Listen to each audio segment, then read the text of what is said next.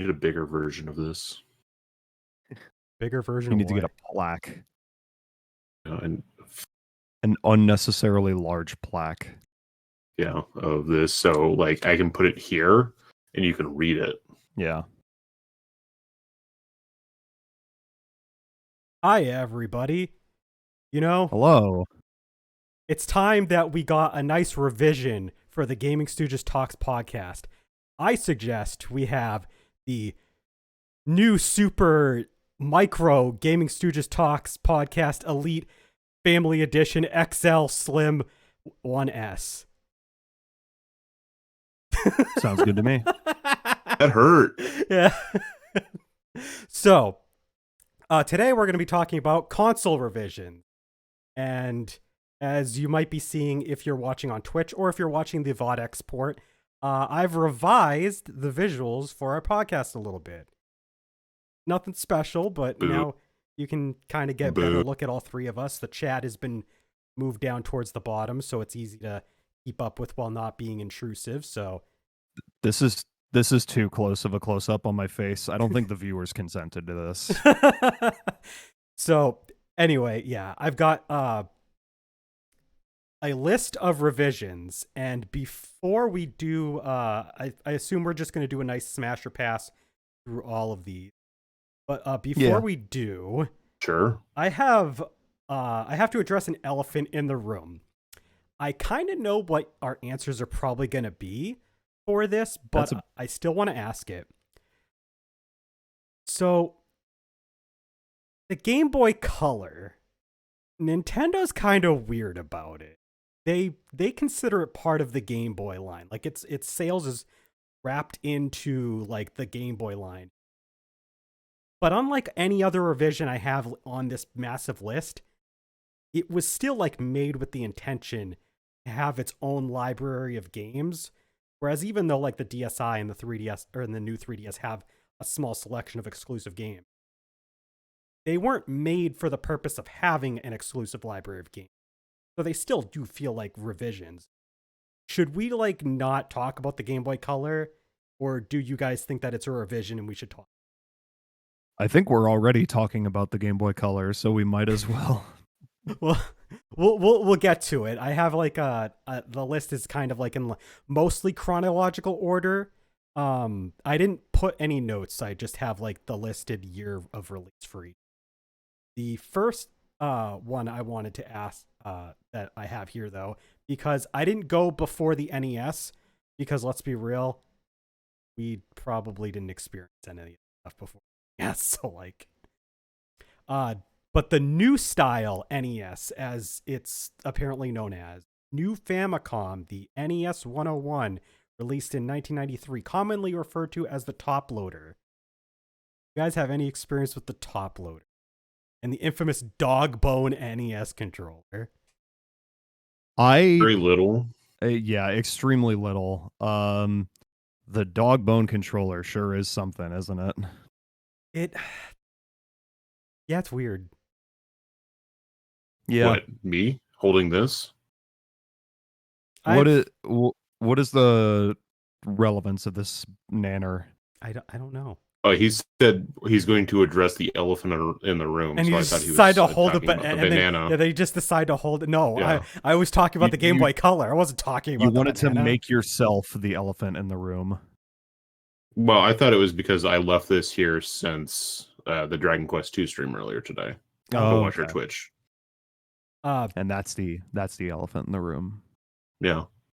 And then, as well, in the same year in 1993, there was the Genesis Model 2. Any experience with that? This was actually the Genesis model I first played on, believe it or not. That was the family's Genesis, or my sister's Genesis, that we got to play on together. Yeah, I believe that was the was that the one system. With was that the one that had the 6-button controller, or was that like a separate thing?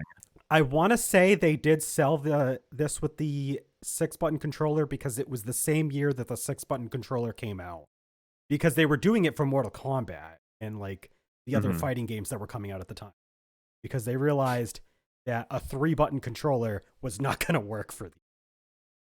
So I think you're on the right track. You're probably right. I mean, I just Googled Genesis Model 2, and the second image result is a picture of the Model 2 next to a 6-button controller. So Okay. I Well, just then there kind you of go. assumed. There you go. I think this is the one my stepbrother had when we were growing up. I know it wasn't a Model 1. I don't think it was a Model 3. So I think it was this one. So I didn't include the Model 3 on here, by the way, because it wasn't manufactured by Sega. I didn't do anything that was like third party. If there was like a handoff for like a revision, it has to be like a revision made by the actual like people that are made. So this is the only like Genesis revision. It's weird how Sega was just kind of like, yeah, okay, we'll let someone else do another version of the Genesis. Why the fuck not? Hey, it did super well in I was gonna say South America, specifically Brazil. They did that. I'm not surprised by this. The Master System also did extremely well over there. That's why I'm not surprised by this. So yeah. The next one that came out was the Game Boy Pocket in 1996. I had experience with the Game Boy Pocket, as in I held one once. I've held one. I mean, I've never played done that. one. Oh yeah. I'm trying to remember. We had an original model. I think we had a Pocket for a hot second, or someone had a Pocket for a hot second. But the color was the main, outside of the original model Game Boy, that was like the main one that I had experience with as far as the Game Boy line. Okay. And then the very next year, they came out with a top loader version of the Super Nintendo, basically like the same kind of thing as like the top loader NES, but new style Super NES, 1997. And I had more experience with that than the top loader for the NES. I was going to say, I think if I'm remembering correctly, this is my SNES from when I was a kid. I'm pretty sure that the new style SNES was the one that I had, because I'm pretty sure that my mom bought me that SNES and then my sister got the Genesis 2, because they were both, because here's the thing. A lot of these early model, like early revisions, are 100% done, except for the Game Boy Pocket and the Game Boy Color. But they're done because it was a cost-cutting measure, and it was a way for them to lower the price of the system and keep it relevant and get more people to buy it. So the Genesis Model 2, the new style SNES, these were cheaper models of the system to buy. So I'm pretty sure this was my SNES when I was... It looks like the top loader as any. Wasn't the Model 2 Genesis more compatible with the Sega CD as well? So it was compatible with the Sega CD the same way that the original model was. The Model 3's not. Okay, so the Model 2 has all of the same compatibility as the Model 1. But because the Model 3 was made by other people, there weren't. Then what about the 32X? I'm pretty sure the 32X also was not compatible with, because you had to have did you have to have a Sega CD for the 32X, or was it just the Genesis? No, you only needed the Genesis, right? I'm pretty sure, because the Genesis Model 3 had different connectors. I think they stripped a lot of the ports out on the back, except for like just the one to like have power video output.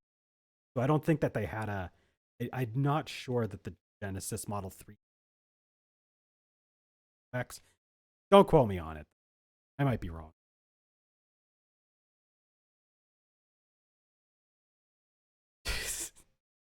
Jack, do you have anything to add about any of the new style SNES? Do you know that the SNES got a remodel? Because like I forgot about it until like, I knew recently. I knew about it. I've played on one. I don't have any, like, I've never owned one. The SNES I own is an original model. Gotcha. So, all right. So what I was remembering was they made two different versions of the Sega CD. ones that worked specifically with Model 1s and ones that specifically worked with Model 2s. Oh. And then they had the Sega CD-X, which was sort of a standalone portable CD player. Okay. You learn something new every day. Yeah. I was like trying to remember because the Model 2 is sort of that it doesn't have the extra stuff on the side where you can like put in a headset and like change the volume and stuff. And I remember the Sega CD being sort of like a side attachment, and that's why I was like, I don't forget if they work with Model 1s, but it's because there's a different version of it. It's like sort of like the Nintendo 64 DD where it sits on the bottom of the system. Oh, right. Gotcha. That's how the Model 1 Sega CDs work, is they're like a bottom attachment. Whereas the Model 2 attachment is sort of like, it sits into like a cradle with the CD drive on the side. Okay. That makes sense. Yeah. So All right. the next one was the elephant in the room. The Game Boy Color.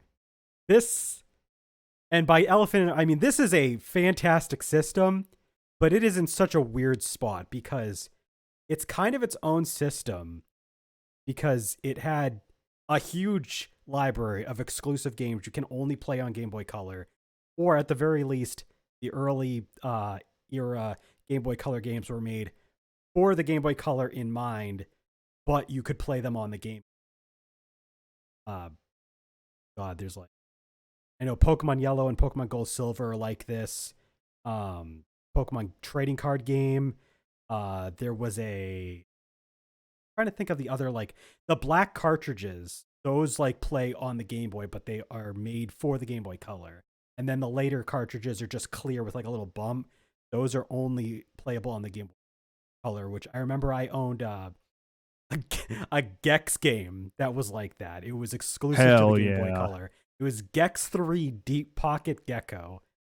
I don't I know had why Croc 2. That was I think that one was a Game Boy Color exclusive. Croc 2. Yeah. I mean this was my gateway to handheld gaming. If we're gonna talk about the Game Boy Color as part of the revisions podcast, like I gotta say, the color is extremely important to my formative years when it comes to play. I would say as a hardware revision, it is definitely what you want to see when you go from the original to this, because it adds a lot. Yeah, you have a better form factor. It's a lot smaller. It takes less batteries, which I mean, I think that was a thing with the Game Boy Pocket as well, right? Yeah. And also that one had less batteries in it. And I mean, it had color. So like, yeah, added color. You had like a bunch of, if you were playing like regular old Game Boy games, you had like a bunch of different palettes that you could like press like a combination of like the directionals and A and B and like select a palette at the start. Like I thought it'd be like cool sometimes when I would be playing like Pokemon Red, I would just like turn it to like the inverted color palette sometimes, which had like a black screen instead of like whitish, and then it'd like have everything else in like a yellow and green. Oh, it was so cool. Like one of my favorite things to do was like play different like color palettes.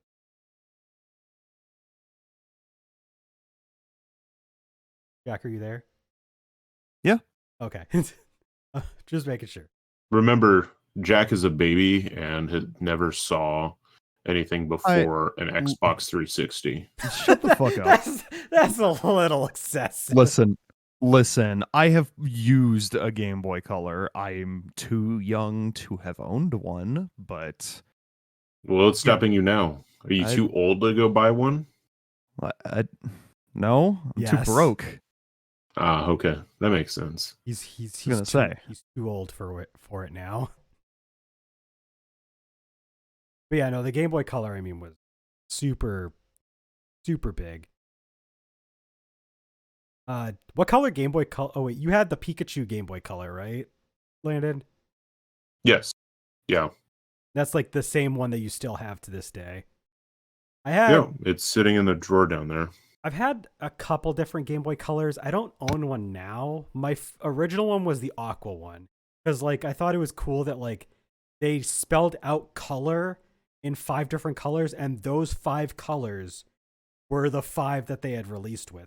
You had like so you had like aqua, you had yellow, you had lime green, you had magenta and purple. I thought that was like really. I think Jack's going to go get his. I've had. He doesn't have one. Oh, what is he getting up for? I don't know. Maybe he does have one, but that's it right there. My sister had a clear purple one. I don't remember when they came out with the clear purple one, but I do remember that one being like super popular after they came out with that.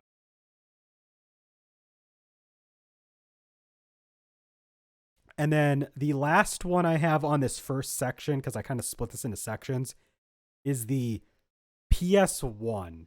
Like PS1 with the words spelled out, which came out in 2000.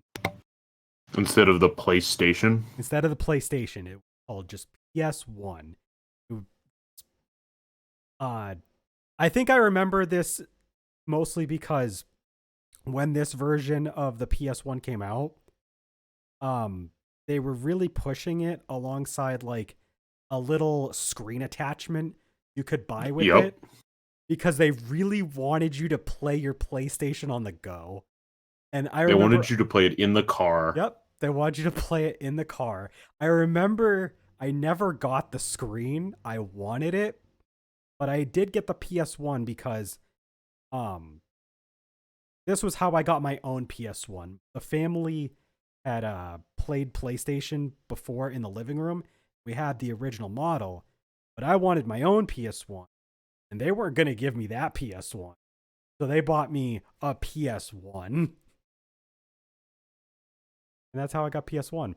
Makes sense. I remember the buttons being like really easy to like, if you didn't take good care of them, like they could get like stuff caked inside the buttons for like the eject and power. They made it really hard to freaking turn that shit on and off. Like open the. But I think that was kind of an issue with like the base PlayStation anyway. That's me not taking care of.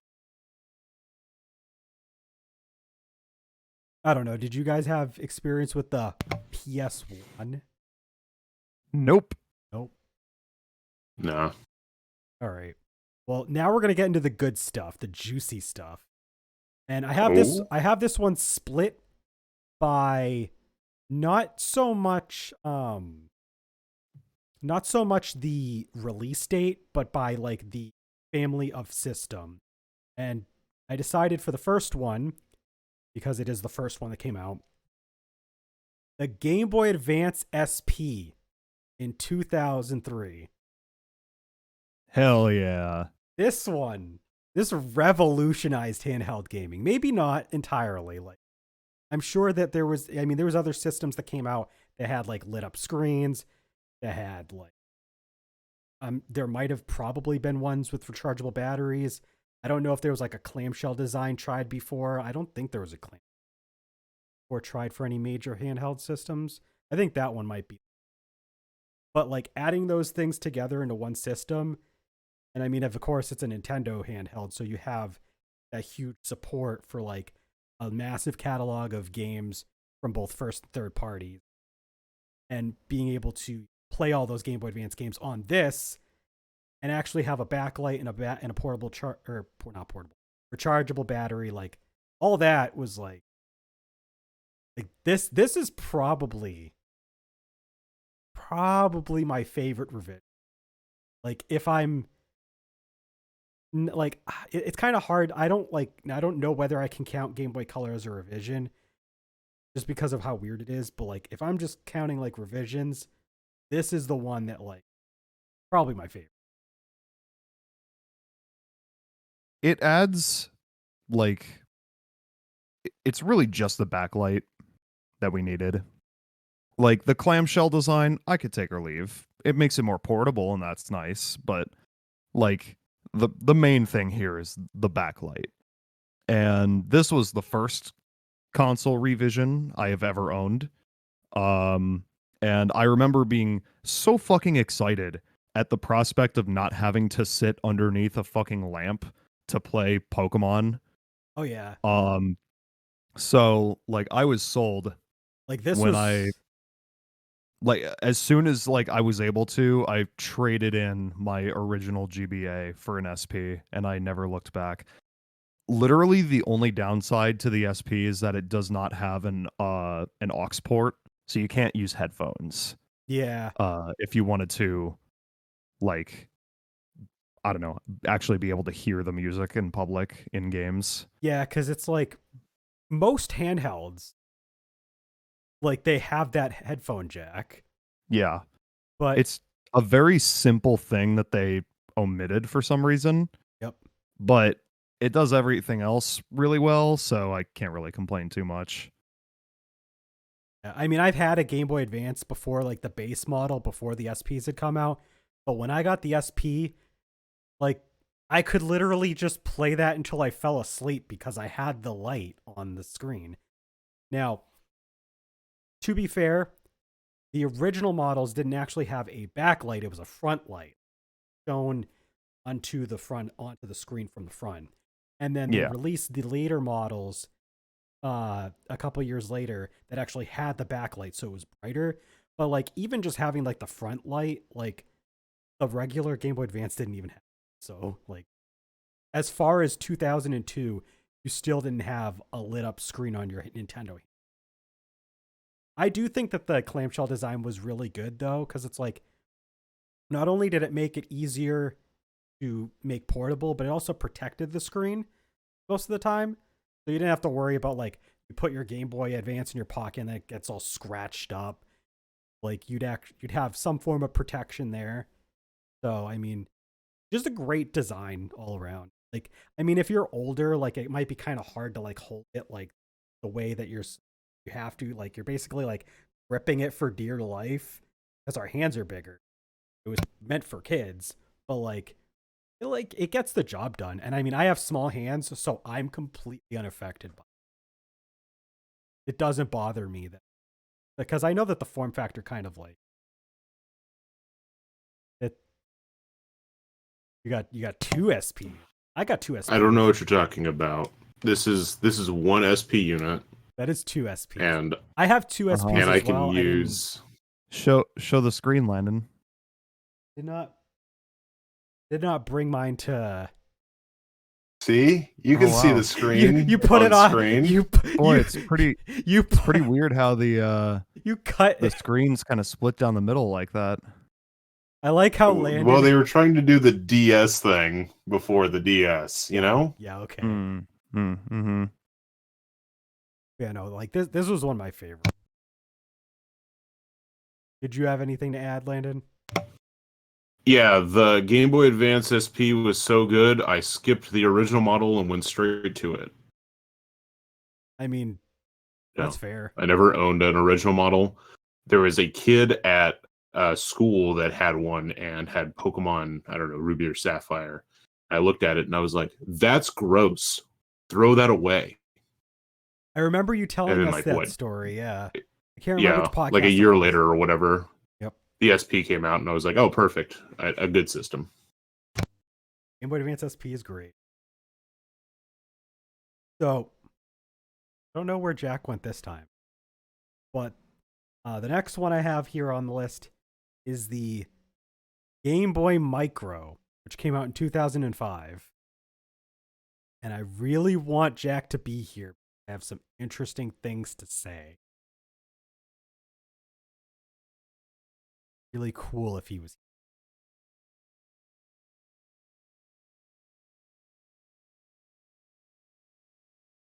I'm sorry I keep getting up. I'll explain later.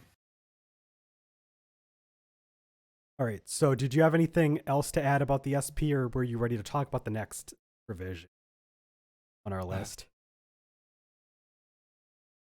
Fuck, give me a second.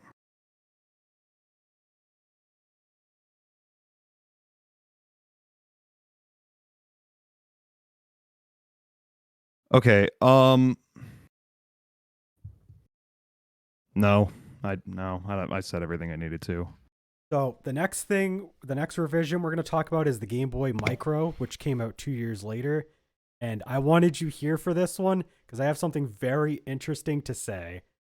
So, like the Game Boy Micro, back when it came out, yes, it was a really weird decision because keep in mind, 2005, the DS was already out. And if you wanted to play Game Boy Advance games, you had a Game Boy Advance SP and you had the DS as well. So like, why did you need a micro? That said, I think that the micro, in retrospect, was a genius idea on Nintendo's part. Not in the moment. No, let me explain. So like, yeah, the SP is like small enough that it's portable, and that's fine and all. But like back in like 2005, right? Like I think that people had more like pocket space. At like so like he's just gonna have to hear this after on like the upload after because I'm gonna keep going. So like people had more pocket space because at most like maybe you had a Nokia 3310 or whatever Nokia was out at the time. Those things are kind of dinky, like they're small. So like there's that, and then you'd probably have like a pair of like little like wired earbuds. That's not going to take up a whole lot of and space. everyone was wearing cargo shorts. So you had 1,000 pockets. Exactly. Everyone was wearing like big pants with lots of pockets. So like you had all that pocket space. So like you didn't need this tiny like micro back in 2005. But now pocket space for pants is like at a premium. And what is the smallest form factor to play Game Boy games on? The micro. It is so small that you can fit it in your pocket with your earbuds that have a case and still not take up that much space in your pocket. And they were smart because the face plates have a screen protector built as part of the faceplate. So you don't have to worry about the actual screen getting damaged because there's the cover there in front of it. So they were genius in thinking like they made the Game Boy Micro as if it's weird. So like back in 2005, so like if you make oh, sorry, my voice went weird. When you make a product like a consumer electronic, usually when you make a good one, it's supposed to answer a question, like answer a problem that people are having.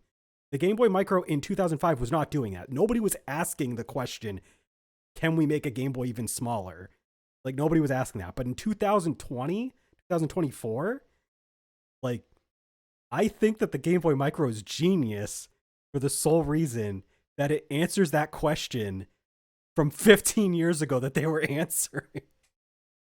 See, the Game Boy Micro would make so much more sense if it was a system being released today that was like an anniversary release, like a classic console. Right. Like they were doing with the NES and Super Nintendo and like the PlayStation 1, the Genesis, the Game Gear. All of those got those, anniversary classic consoles. If the Game Boy Micro was just that today, it'd be literally like the perfect like revision to just randomly release in like the 2020. Yeah. Like, but it's not. But so like all of the stuff that I said doesn't really matter because you have to rely on the secondary market and like the prices for all that shit is out of control. But on a conceptual level, it's like they were playing 4D chess. It's really hard to explain how I feel about the micro, but like it's a really cool idea. I wonder how much money they lost with the micro. Probably a lot because like they sold, what was it, like 2 million out of the 80 something million Game Boy Advances that are out there. That's a well, maybe it had a really small batch run, so in comparison, so who knows.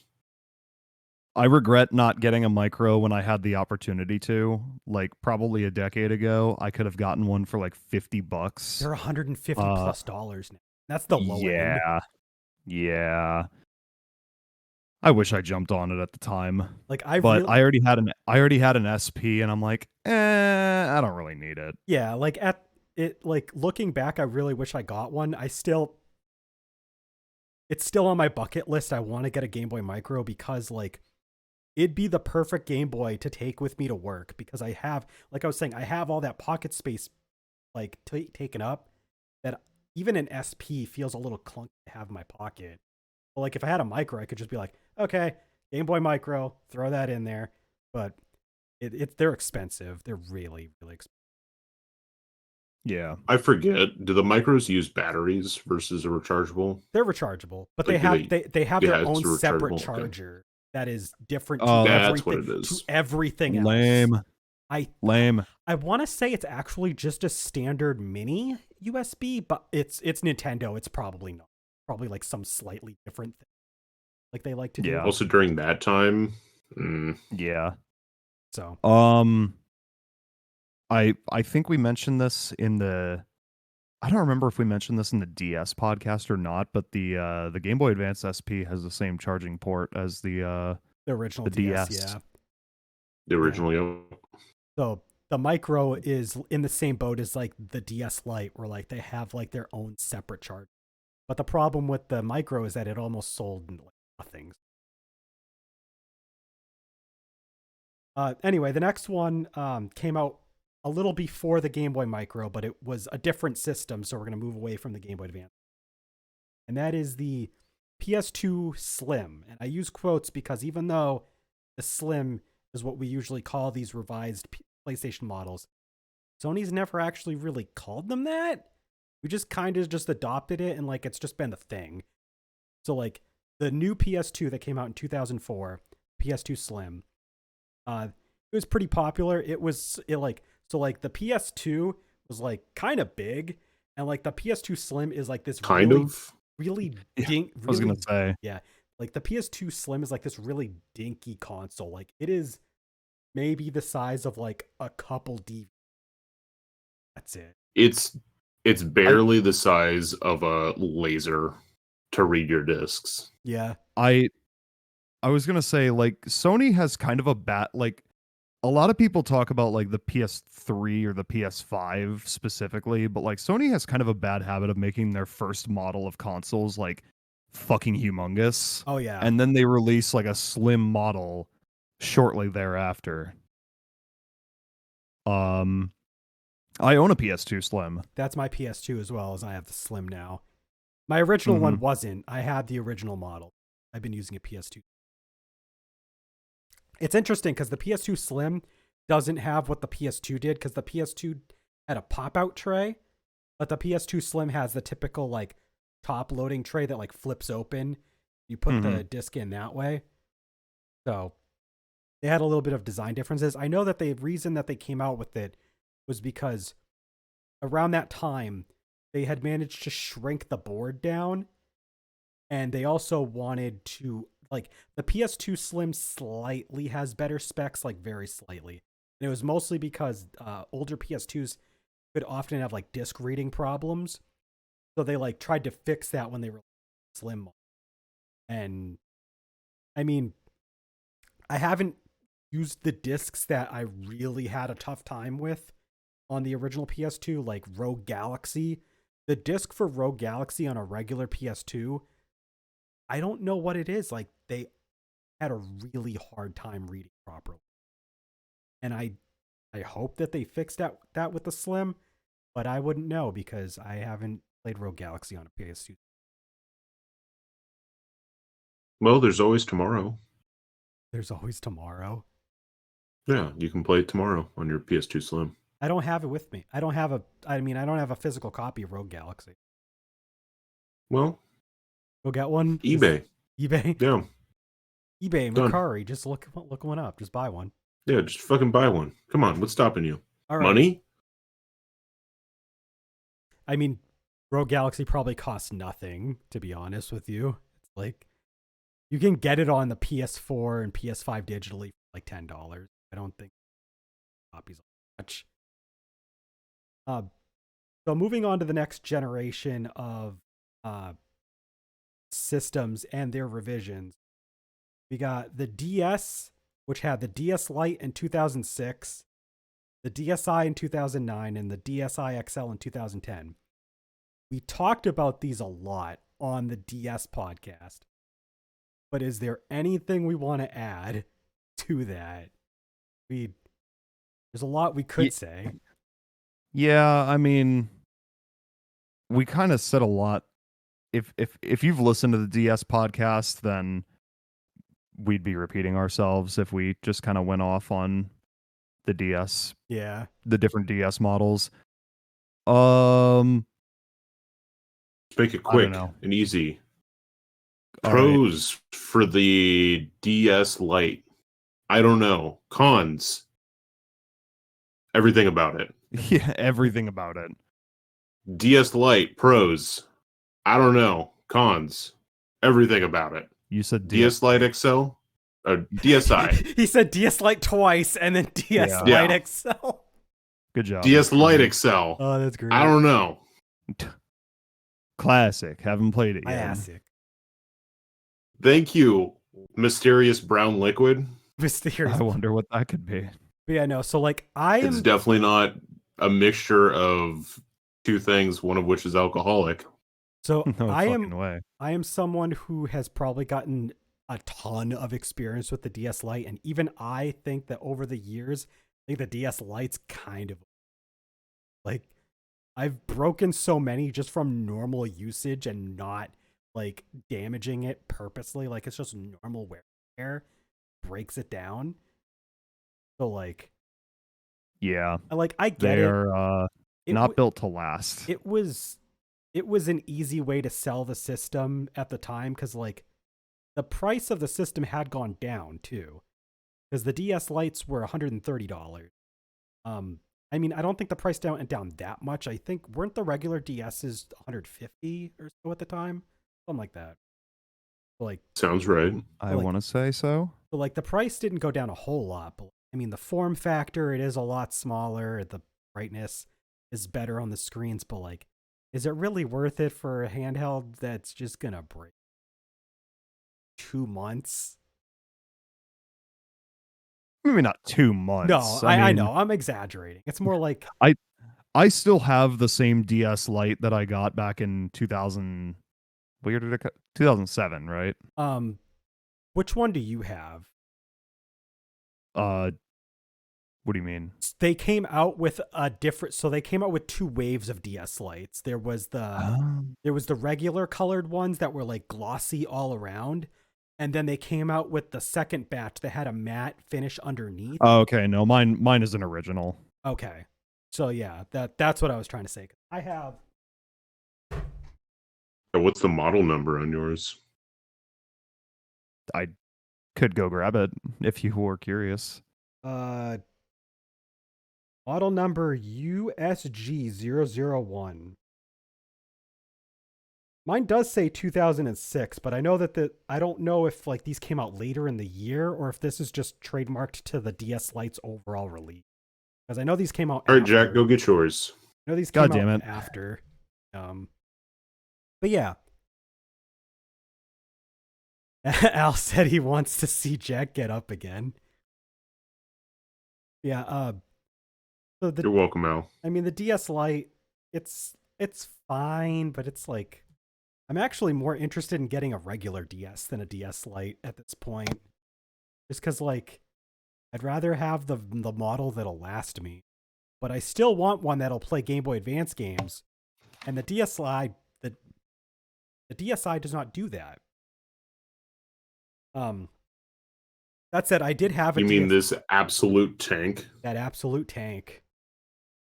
The DS It has gone through World War II and back. and it still works perfectly fine because that model was built to last. I had a DSi, and I think the DSi is a pretty good system if you're only going to play DS games on it, because you get the same quality screens and even slightly bigger and the same form factor as the DS, but the build quality on the DSi, from my experience, is a lot better. So like, if you're trying to play DS games, DSi is great. The DSi XL is really wild one. They're clunky, and I don't like. I will say, the DSi is my like DS of choice for playing DS games. Yeah. Because it has the original screen resolution and it doesn't like stretching It out. feels good. Anyway, I got my fucking DS Lite, and the model number is Should be like where the hell did you it's near where the the hell did you top. find It's it? near the top underneath. Like it'll say for Oh, yep. consumer service. USG 001. Yep, Oh, same one. that's weird. So they use the same model number. They different colors, but these colors came out. I know these colors came out a little, but Classic. Because like the SPs, going back to that, the ones that have the actual backlight, not just the front light, those actually have a different. different model number. They Mine do. has a front light. Yeah, the Yeah. Game Boy Advance SPs, the front light ones are AGS 001, and then the backlight versions are AGS 101. Oh, Mhm. okay. I have both models, so I do. Very interesting that they did that. Anything else but yeah. about the DSs? Go listen to the I mean, podcast. listen to the podcast. We talked It's a about great these a shitload in that episode. And then moving on to the other end of the spectrum, there was the revisions for the PSP, which in Sony's infinite wisdom, much like they do for a lot of other things, they didn't really heavily advertise them as like revision, like as like their own, like it was just like, this is the new PSP. Here you go. But you had the PSP 2000 in 2007, and then we got the PSP 3000 in 2008. Let's talk about those first because there's another thing that came out right after that. But these were the Another revisions. one. These were Yes, the there revisions. is. These were the revisions for the PSP. The major differences are that they slimmed down the form factor because the regular PSP. I don't know if you guys remember the regular PSP. I've had experience with the PSP 1000. Those things are chonkers. Like those have the same chonk to them as like the base DS model. They're fat. They feel good. They're bulky, but like the screen quality, much like the DS to DS Lite and onward, wasn't as good. Like the screen quality is much better on the PSP 2003, but it wasn't like a brightness thing necessarily. It was like it's kind of hard. So they used different screen. I don't remember the type of screen, but they use different screens for the PSP 2000 and 3000. I know that the PSP 3000 people have had their like their criticisms of though, because the screen quality would like kind of cause like blur that like people didn't like. But like other than that screen difference, there's and like the slimming down, there's not a whole lot to say about the PSP. They were just there to make the system cheaper and slimmer and update a few small things. Kind of it. I've had experience with multiple different PSP models. To be honest, outside of knowing that I had one that was a 1000 and one that's either a 2000 or 3000, I couldn't.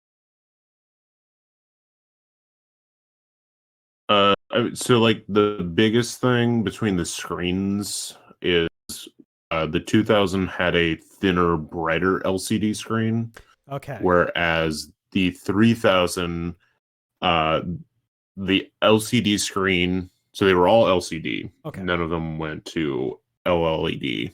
But the 3000 had increased color range, 5 times the contrast ratio, half pixel response time, and subpixel structure, anti-reflective technology to reduce outdoor glare.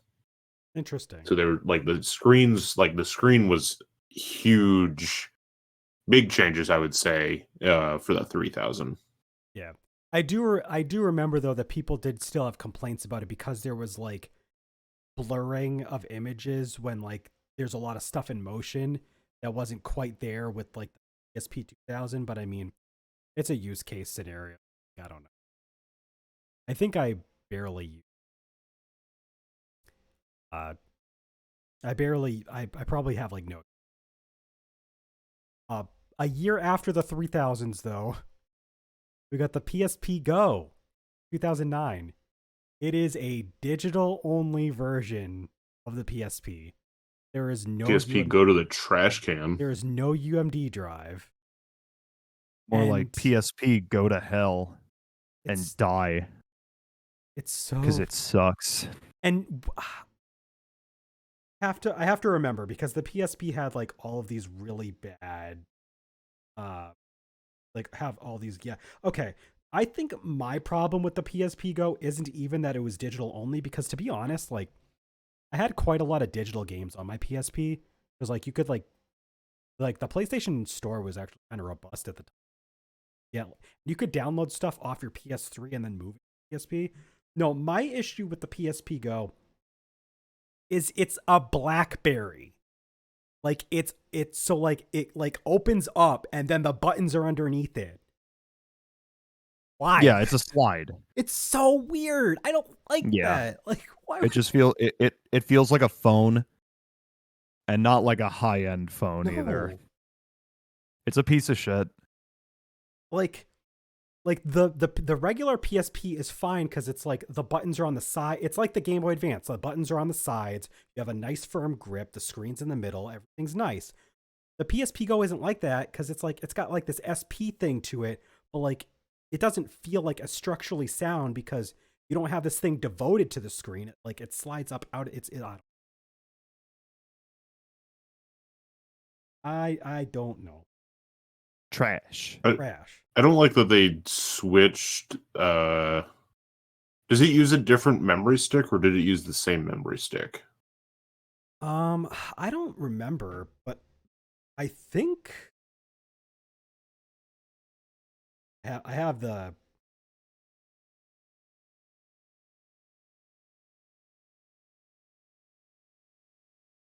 I don't remember there being like a compatibility difference between the PSP and PSP Go, but that is something that could have happened. So no, it used the M2 memory sticks. But I forget if the original ones used that or not. To say, oh, I do remember the proprietary stuff with the. It doesn't say anything for the. Oh yeah, hold the older ones use the Memory Stick Pro Duo. Yeah, and okay, yep, Instead of the micro, the is for the M2. PS. So there So was yeah, a memory. there was a difference. See, that's one of the reasons. Like, this is why the PSP Go sucks. Like, it is so niche that it's like niche within niche. It's like, who is this for? Like, who? I don't know. Now I will say, I believe the because of when the Go came out, those memory cards were, I think typically they went to bigger sizes too, so you Yeah. could have more memory on it. Yeah. Which is good if you're doing a digital only system. But this is a digital only system in 2009. Yeah. And Yeah. like, and not only was it in 2009, but like, that's actually kind of late for the PSP to be doing this, right? Because the PSP had already been out since like the same year as the DS, 2004. 2005. Yeah. So like they waited 4.5 years to go with an all digital version when like I feel like it would be remembered more fondly if it came out like closer to the original PSP's release date, or even like just released alongside the original PSP.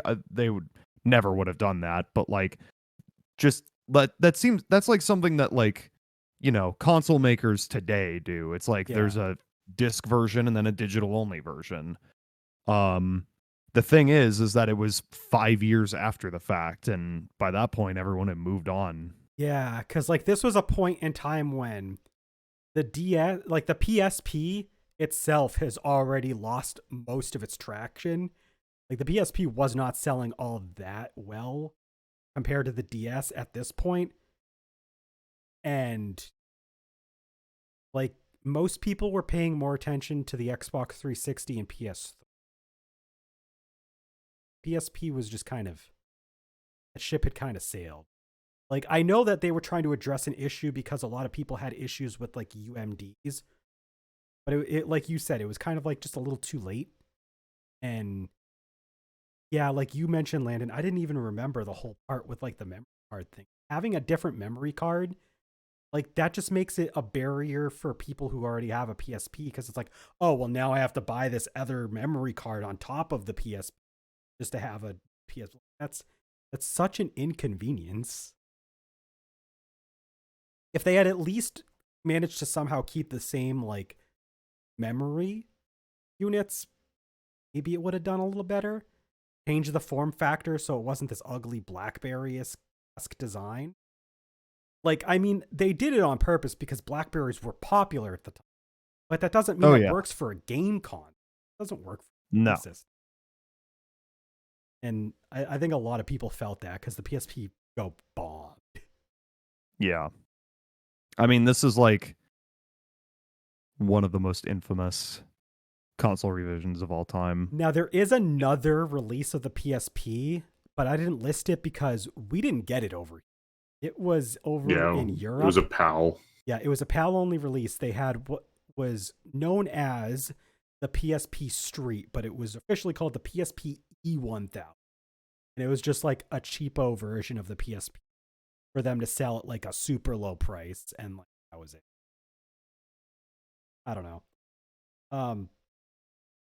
I think it's funny that I googled PSP E1000 and like not under Google Images, but like when you through regular Google, like just off to the side a little bit, the first picture I see is one of a PSP playing Pokemon Fire Red. You can't escape it. The PSP is literally just a Game Boy Advance emulator. It really is. I mean, really, we're still talking about the Game Boy Advance here, aren't we? You know, to be honest, probably, yeah. The PSP Go is the worst Game Boy Advance revision. Yeah. All right, so what's next? The same generation, moving on to home consoles now. All three of the major systems this generation, they got revisions. We didn't talk a whole lot about them in the major like console wars episodes, so we'll have time to talk about them here. First up, though, there was 3 different revisions for the Xbox 360. The Xbox 360 came out with an Elite model in 2007. There was the Xbox 360S in 2010, and then Xbox 360E in 2013. E. So I don't. So, what's that? I was gonna say I don't know if I have any experience with the. Really? Oh no, I'm trying to remember because like my friends had base models, and I think one had an Xbox 360S, but I don't know about the Xbox 360 Elite. I'll have to look. Maybe it's not the. Is the Elite different from like the Slim? Like the glossy, like that glossy one, that's the S. Oh, okay, so that's the Slim then. The Xbox, the Xbox 360 S. That's what Microsoft does. It's technically the Slim model, but they just call it S. Everyone called it the Slim, like. But no, the Xbox 360 Elite was the same as the base Xbox 360, but it was in black. Okay, is there anything different about it aside from it just being I believe there was more color? There was more storage as well. Oh, who cares? You can buy hard drives for 360s. Yeah. Like they're, not hard to replace. I know that there was like a few other like differences. Mm-hmm. Why don't you talk? Did the Elite fix the? Did the Elite still have Red Ring? No, the Elite. Or was that not a? Wait, I think they. The Elite came out like 2 years after. It was 2 years the original after. model. It was like early 2007, so not even a full 2 years. Oh, okay. The arcade was closer to the 2-year. And the arcade, I believe, was the one that did not have any internal memory. It was Yeah. like the replacement for the original model. Right. And that one, pretty much all of them have some form of like red ring issue. Yeah. They don't really fix it until you get into the actual S and E models. Mm-hmm. Well, I have no experience with the Elite. I never knew anyone who owned one. Everyone I knew had a fucking Slim, though. Like, I have a ton of experience with the Slim, and I think just in terms of what it fixes from the original model, probably the single biggest upgrade in terms of like a revision versus an original, because the S doesn't red ring. It has a more compact hard drive. It's very easy to just take out and take to another friend's house and just plug it into that 360S. They're much smaller. It's very sleek looking design. Really zero downsides at all compared to the original model, as far as I can remember. Like the Xbox 360S is probably like, at least It's in my the opinion, definitive. Yeah, it's the definitive. It's like the definitive 360 model, 100%. The one that you were talking about, Landon, was known as the Core model. By the way, that's the one that they have replaced with the. Because the Core model was like there was the original. There was a Core, and then there was an Arcade and Elite. Yeah, but they basically had replaced like the Core model with. Yeah, with the Arcade. Right. Yeah. Because that's the one that was like the lower price point. Yes. I think one of the bigger things is that one. Did that one also come with HDMI out? No. In fact, wait, are you asking about the Arcade or the Core? Because the Core I know definitely didn't. Yeah. So the Arcade also added HDMI out. Okay. Yeah, because the original 360 model was only component. Yeah, it's so weird that like the original 360 models, they didn't have HDMI, even though they were like HD compatible. They didn't have the actual ports for it. So like you needed to get a newer version, a newer model to have that support. Yeah, but original model, which I think technically was the Xbox 360 Pro or Premium, and the Core. Those were the two original like releases. The Core being the cheaper one without like as much hard drives. They didn't support HDMI. It was just the component, as you said. Which I guess like at the time it made sense because like I mean, Microsoft probably it was late 2004. Yeah, like most people didn't have an HD TV, but like they probably should have I mean, I don't know how much more that would have costed their systems to like make. Well, but they sort of future-proofed it by having it's compatible with HD TVs that support component out, and a lot of HD TVs at the time supported like component, like the full component. Like so there's not just the AV. There's composite and component. Yeah, composite's the red, white, yellow. Component's the red. Component's green. all of that. So like you could still have HD, like high definition, just not HDMI. Yeah, like out. And there is a big difference. It's kind of hard to explain, but like I've seen the difference by using PS2s. If you use the composite on a flat screen HD TV, that shit is fuzzy as hell. If you use if you use a component, you do get a lot of jagged edges, but it is like a crystal clear image otherwise. The difference is night and day. It is such an up, like, to say nothing of like actually like. So it's kind of hard to talk about the 360 revisions because they kind of came out with all of them. There's a ton of them.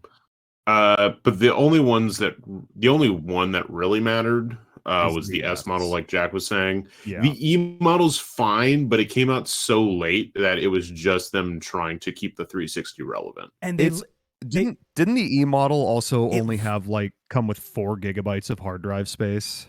I don't remember, but it came with the same like removable hard drive that the S models could use. It's just so weird.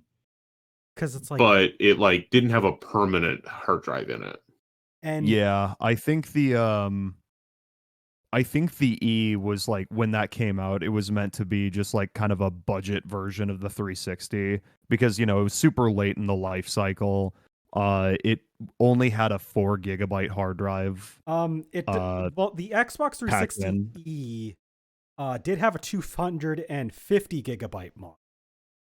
Oh, okay. But I think there might have been a lower end version. But the thing about it is that they designed it in a really bad way because it literally looks like the Xbox One. Like, how are you going to release? It kind of does. Like, how are you going to release a new system that's coming out that you're already doing damage control for, by the way? You don't need to talk about the Xbox One's launch. And then you release a new version of your older system that looks like the new one. Like I don't know, man. But yeah, it literally just they made it like boxy and everything. It looks just like. And it wasn't even cheaper. No. Like it was the same as like USD. It went for like the same as like the glossy white or like the 250 gigabyte of the 360S. So what the fuck, Microsoft? Yeah, they just had some spare parts lying around. The Xbox 360S had a 4 gigabyte. I'm trying to look. The E also had a 4 gigabyte model. Okay. Yeah. You could basically do the same thing with the S models where you could put in like the 320 or like some of the other size gigabyte like hard drives. There was just one that you could also buy with a 250 in there. So weird. Yeah. Anyway, do we have anything else we want to say about the Xbox 360 models? Nah. No, it smells. They're really weird. They're all over the place. The PS3 had 2 revisions in its lifespan. The first major one is the PS3 Slim. Well, I don't know if I'd say there was 2. I said 2 major. They're keyword major. Because like the 360, there's about 1,000 revisions for this console. Well, the thing is they came in they came in batches. So the thing is like I'm not listing like, you know, this model had this much space, this model had this much. This model was slightly different because of like the major revisions. Because this is where things got really weird. We're doing but there's a difference between revisions and configurations. There's a lot of configuring. But anyway, the PS3 saw the PS3 Slim in 2009. Slim, quote unquote. It's really slim compared to the original PS3. Well, I'm very slim compared to it. I'm mainly using quotes because again, not the official name. Yeah, it was just called PS3. And it is weird that it's not the official name because that like everyone calls them that. Like it is the Slim model. It's like one of those like Mandela effects where like everybody just calls it that. That's just what everybody knows it at, but that's not technically. Yeah. But that came out in 2009 and that was pretty much, in my opinion, this was how the PS3 actually like came back from the ashes. Because like, yes, they were finally starting to get games out, but they still needed a new model that they didn't have 15 bajillion different ports and pieces of hardware inside that were causing the costs to be so sky high. So they managed to cut a lot of like the fluff out. Unfortunately, they did sacrifice PS2 compatibility process, but they gutted a lot of the extra crap the PS3 had for like ports and drivers and stuff. and they got us this new version that doesn't yellow light of death that much at all, and it's like half the price, so people could buy it now. Yeah. I do not have any experience with the original the original PS3 model, so I can't say for sure. But the PS3 Slim is a solid revision. Like, I understand, like, the removing the PS2 backwards compatibility is a downgrade. But it's for the sake of making the console more affordable, because part of the reason why the 360 or the the PS3 was originally so expensive was because it was backwards compatible with PS1 and PS2 games. There's a lot of factors. I mean, it was because of all yeah, of but that that was compatibility. Blu-ray was expensive at the time. I mean, it was one of the biggest reasons, though. Yeah. And removing that helped alleviate some of the cost for I do want to say not all models of the original PS3 Had that had yeah. PS2 support. It was True. It was mainly what, the 60 gigabyte model. It was the 60 and 80, original. right? It was the original 20 gigabyte, 60 gigabyte, and then the second wave 60 gigabyte, 80 gigabyte. Right. Okay. Yeah. Ones that did. Because you have an original 80 gigabyte model, right? I have a third wave. Oh, okay. Original model. So the third wave ones removed all of that. Those ones, you could tell they were a third wave because they had 2 USB support instead of the 4 USB support. They had so much. What, SD card Yes. reader, everything. Yeah. So all of the original and the second wave had 4 USB ports. And so any of those ones have some amount of PS2 backwards compatibility. The original ones had the full hardware compatibility, whereas the next 2 had partial software based. But like the original ones, you could use like a lot of like the hardware for PS2 on it. Mm-hmm. They were crazy.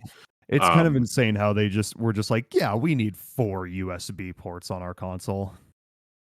And like, I mean, that was just Sony at the time. Like, they were trying to really feature pack the crap out of the PSP and PS3. Like, they did it with both systems, and it was like, it's part of the reason why they were so expensive. Because like the PSP was like $250. Insane. So Yeah. like it was just a Sony thing. Like, they were like, hey, people will buy this if we just pack a bunch of stuff in it, even if it costs way too much money. So no, like the PS3 Slim was, like, in my opinion, probably one of the best revisions a console has ever had. Just on the, it's a pretty good one. like, it's really good when it comes to durability. Like, the PS3 Slims just work extremely well. I've never had an issue with a PS3 Slim in my life. Yeah. I've still got the same one that I had now. If I wasn't given the PS3 that I was given, I would own a Slim. Out of all of the different models and variants of each model that there is, I would own probably like I would own a Slim, one of the like different hard drive size Slims. That's for sure. Mm-hmm. And the hard drive sizes also were pretty ridiculous, considering, like, so we talked about like some of the Xbox 360s went up to 250 gigabytes. Keep in mind, this is a generation when you didn't have to install large chunks of game onto the system. Yeah. You just had a lot of free space. So like, this was an insane amount. Yeah. Back then, hard drives were mostly just for digital games. Yeah. And like updates save and files and DLC. That's it. Yeah. But like Yeah, back then, like 250 went a long fucking way. Like I remember being worried when I first got my PS3 Slim because mine is a 160 gigabyte model. I I remember think mine being is like too. kind of worried that when I started buying like digital games, I remember thinking like, oh man, I hope I don't run out of space anytime soon. I never came even close. And like I PS3 games aren't even that large most of the time, especially compared to yeah, now. Like the biggest ones maybe will go upwards of like, you know, I think they can like go up 10. I think they can go up to 50, but most of them are hovering in the 5 to 10 range. Yeah, Yeah, it's unless you get to the super late end PS3 releases, The Last of like Grand Us. Theft Auto 5, The Last of Us, like the last couple Call of Duties that came out for it. Those Mhm. are the ones that where they still like that's when they really started doing like the more modern stuff where you have to like do like more major installs or Mhm. had huge updates. But you could get away with having like the smaller size for the slim, like the or like if you go it because we haven't talked about it really, the super slim or the new K model. Uh Yeah. that one with the sliding top, I mean, you had I a model that had 500 gigabytes like you could buy retail, yeah. which is a lot. Yeah.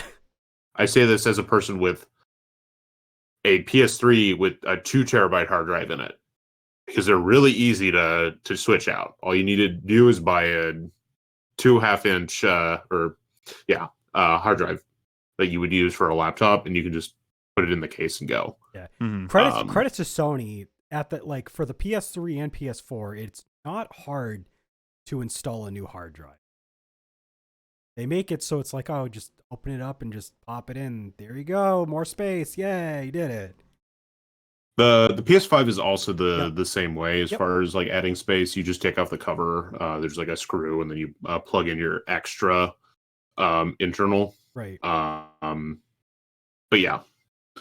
Um, overall, do you guys ever use or see the new K The or Super Slim? the Super Oh yeah, Slim? so Yeah, let me Uh mention that. So there is the Super Slim came out in 2012.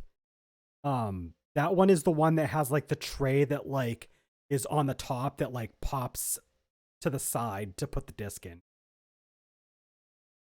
yeah, one of my friends like got a PS3 like super late cuz he had a 360 for most of that generation's cycle. So he got a PS3 super late just because it was relatively cheap and it was a super slim.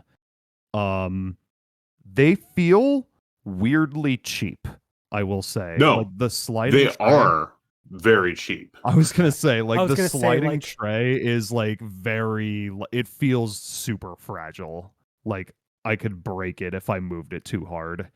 it's I so I had a little bit of And it experience because I had a friend that I and lived. Oh, go ahead. just one more thing. And it wasn't like it. If I remember correctly, there wasn't like a button you could press to open it. There is. Oh, there is. Okay, never mind. I Yeah. just No, remember and like sliding it open manually. that is the issue is a lot of people don't realize that there is actually a button to open the tray. You only have to slide it close. Hmm. And so most people will manually slide it open and close, and that's what breaks the loader. Gotcha.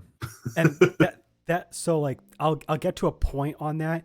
So like my friend, I lived with a friend of mine for a little bit, and his PS3 was a super slim. And I remember wanting to play games with him on the PS3. And I remember I didn't know that there was a button that popped that tray out. And like even now, I feel like that was just a real like if this many people are having this issue, that's not a consumer problem. That is a manufacturing mistake. They did not think it through to either make the button more presentable or make it so that the button also closes the tray. Like, if you have to manually close the tray, then people aren't going to really think of, like, oh, this button closes and opens. Like, no, they're just going to be like, okay, move tray, open, move tray, close. And then they break their PS3s because Sony didn't think this through. Yeah. I like there one part, the Super Slim is a decent model PS3 because it doesn't have the same hardware failure rate that the original models do. Yeah. But at the same time, they are very cheap, and there's no reason to go with a Super Slim over a Slim model. Yeah. Yeah. Because like the PS3 Slim has all the same features as the Super Slim, but it also doesn't have that asinine cheap design. Like when you buy a Slim, like you can feel a premium product. I remember using the Super Slim. Not the best experience.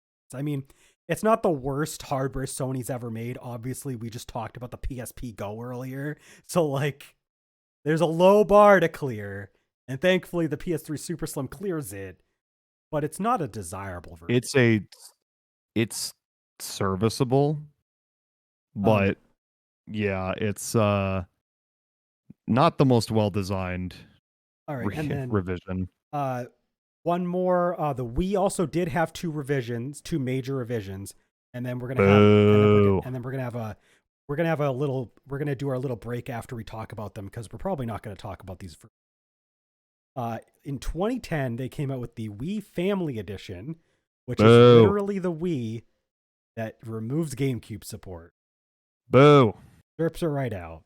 It is otherwise Stupid. effectively the exact same system, but I think they also did it to like it was cheaper if I remember right. I mean, yeah, but like it's at this point it was not hard to find a Wii for an affordable price. Exactly. By the time like, this it was came pointless. out. And then in 2013, this is after the Wii U, the Wii Mini, which looks like fucking Wii Mini. That thing is so. We want to talk about cheap looking plastic ass, crappy design console. See, here's the thing about revising the Wii. The Wii is already perfect. You don't need to revise it. This is one of the. I think this might be like the one case where it's really hard to recommend any of the later models. The DS, like we can go back and forth and say, make an argument. The DSi, there are ups and downs to each version of the DS, but all of them are serviceable in their own way. The original model just makes like there's no reason to not just have an original model. Yeah. Yeah. And so like that's just the issue with the Wii revisions. It's like you said, the Wii was already perfect. Like, and it was the one of the three systems, like the Xbox 360, horrible hardware failure rates. Original PS3, hardware failure, and super expensive, had way too much shit in them. The Wii was literally fine as is. You didn't need to change anything. Yeah. So why did they do it? Because they wanted to take out the GameCube support to cut costs. That's all it was. Literally. And like I get it from the perspective of like releasing it so that like, you know, just to get some Wii sales out there, like anyone who might not have a Wii still can get one. But like by that point, fucking everybody had a Wii. And even then, the original models Wii original models were not hard to find. No. Like you can find them used just about anywhere. And like for super cheap. And the Wii Mini was just like, why? At that point, the Wii's sales were dead in the water. Yeah. And the Wii U was already out. Like, why? The Wii Mini is so fucking stupid. It's so bad. Like, it's probably we talked about I mentioned how the 360S is probably like the single biggest upgrade to an original model. I think the Wii Minis might be the biggest downgrade. Oh yeah, for sure. Because you have also, I didn't mention this part, the Wii Mini also removed online functionality. Yep. You don't even it literally just plays Wii games offline and nothing else. Yeah. No Wii Shop channel for you. All the channels on the home menu, fucking useless. I mean, to be fair, this was literally the year before they closed the online down, so it wouldn't have made much Yeah. sense for them to have it. But still, it's like they literally just sold an offline only Wii model that was a box that had all of its features just stripped down to the bare minimum. Really did not help with Wii U sales. Almost the perfect system for me. Not really. No, it's like I was saying earlier, it just buy an original model. Yeah. I don't even think there's like a laser. Like, did they change the laser in the second model? I have no fucking clue. I don't know. I know that the Wii Mini does have like the tray. It's like it's not like a it's not like a slotted in and it like fits it in sort of thing. So there's a possibility that there's a difference. But still, like, what's the point?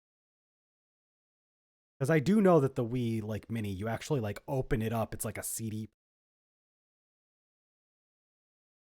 That's literally what it looks like. It's just a clunky CD player.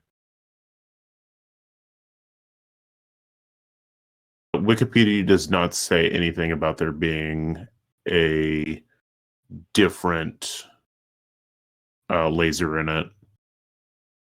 So there you go. The- straight up downgrade. the only thing that could have I made it know better is where- if they had an improved disc laser in there just to read the dual laser discs. Yeah. Like, bah. I'm just looking to see who our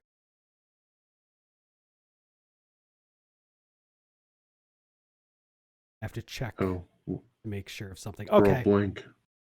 Yeah, no. I know that we're all invisible at the moment. I did that on purpose because I had to check something. Okay.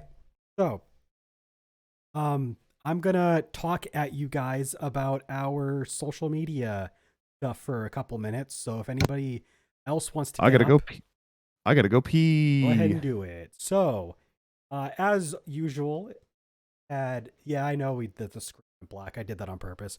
So we have Patreon, GamingStooges, patreon.com/GamingStooges. If you'd like to pitch in just $3 a month and vote on our upcoming content when we do polls. We also usual just like we have a lot of like updates there. If you pitch in $6 a month, there is a shout out and you get exclusive content. We've been doing tier lists for Pokemon recently, Johto tier list, and we're gonna be trying to set something up in the future that Landon had planned. We're not sure if we're gonna get to it, but we're gonna try. Not sure when that's gonna be, but that might be in there. You have a Pokemon planned as well. And of course, we've got our shout out, which goes to Pixel Vixen. Thank you again for all of your support. And thank you everybody else over on Patreon that's pitched in over the months. I was supposed to use the Patreon funds to renew like a year subscription of the RSS, but RSS doesn't let us change to a yearly thing. So we're trying to figure out what we're going to do with the Patreon funds. We'll think of something. Probably gonna try and like cover some of it with we're gonna try and cover the RSS with it, but I mean maybe we'll do something special with extra funds. We'll think about it. Of course we've got our Discord. You can see the link to join that server.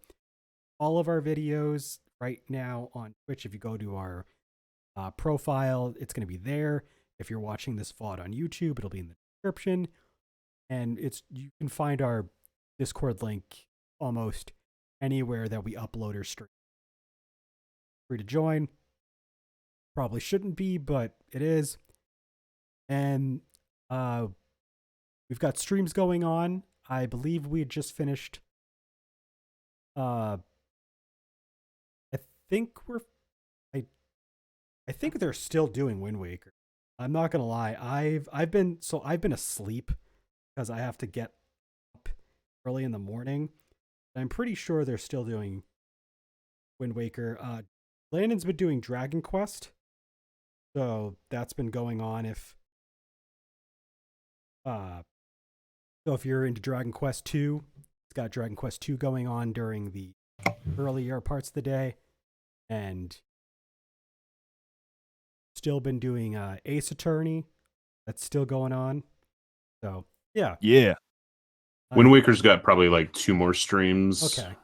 Maybe one more, honestly. It depends on how, like, if I don't drag my feet, I'll probably drag my feet. So probably 2 streams.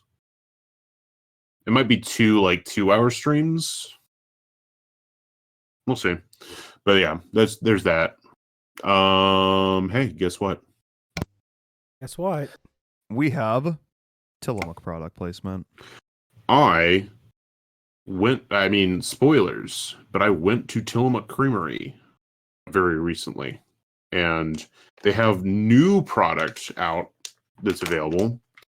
And it is whole milk mozzarella product. They have it shredded, and I think they have it in like the full brick. I got the snack size ones that I'm going to try out. That's badass. Yeah.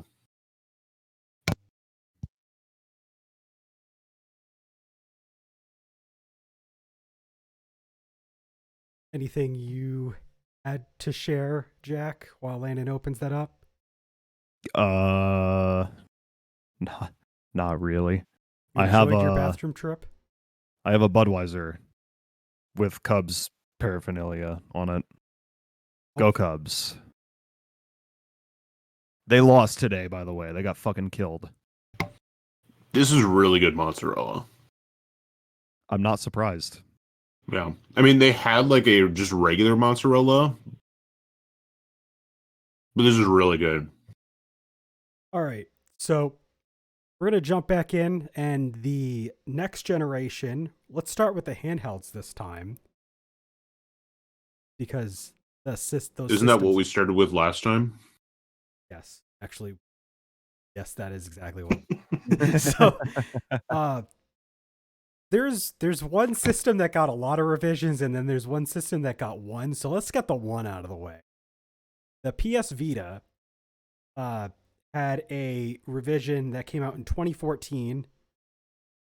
So I don't know a whole lot about the revised Vita model. I know that it does slim down the build a little bit. I know that I remember it being a little bit different. I know that the screen is different because one of them is. I actually own one. You own the revised model? I own the revision. Yeah, I that's the one I own. It is. They're like very different systems. I mean, fundamentally, they're the same. They're both Vitas, and they both play Vita games. But the hardware is like super different for them. Like they use different chargers. The original models had a proprietary, like they used like a Sony made one, and then the other one was just a regular micro USB. Yeah. I think the only real things they shared besides the OS was the cartridge slot. Yeah, it was like the cartridge slot, and then like the memory cards were the same. Yeah. Of course the fucking memory cards were the same. Well, it better be. The PSP Go didn't. Yeah. So there's that. According to a Reddit comment, they're very different. That was answering, it also had longer battery life, which I believe it. Yeah. Mm-hmm. So part of that is because it used a different screen, like a yeah, I mean LCD versus better built screen. Large quotes.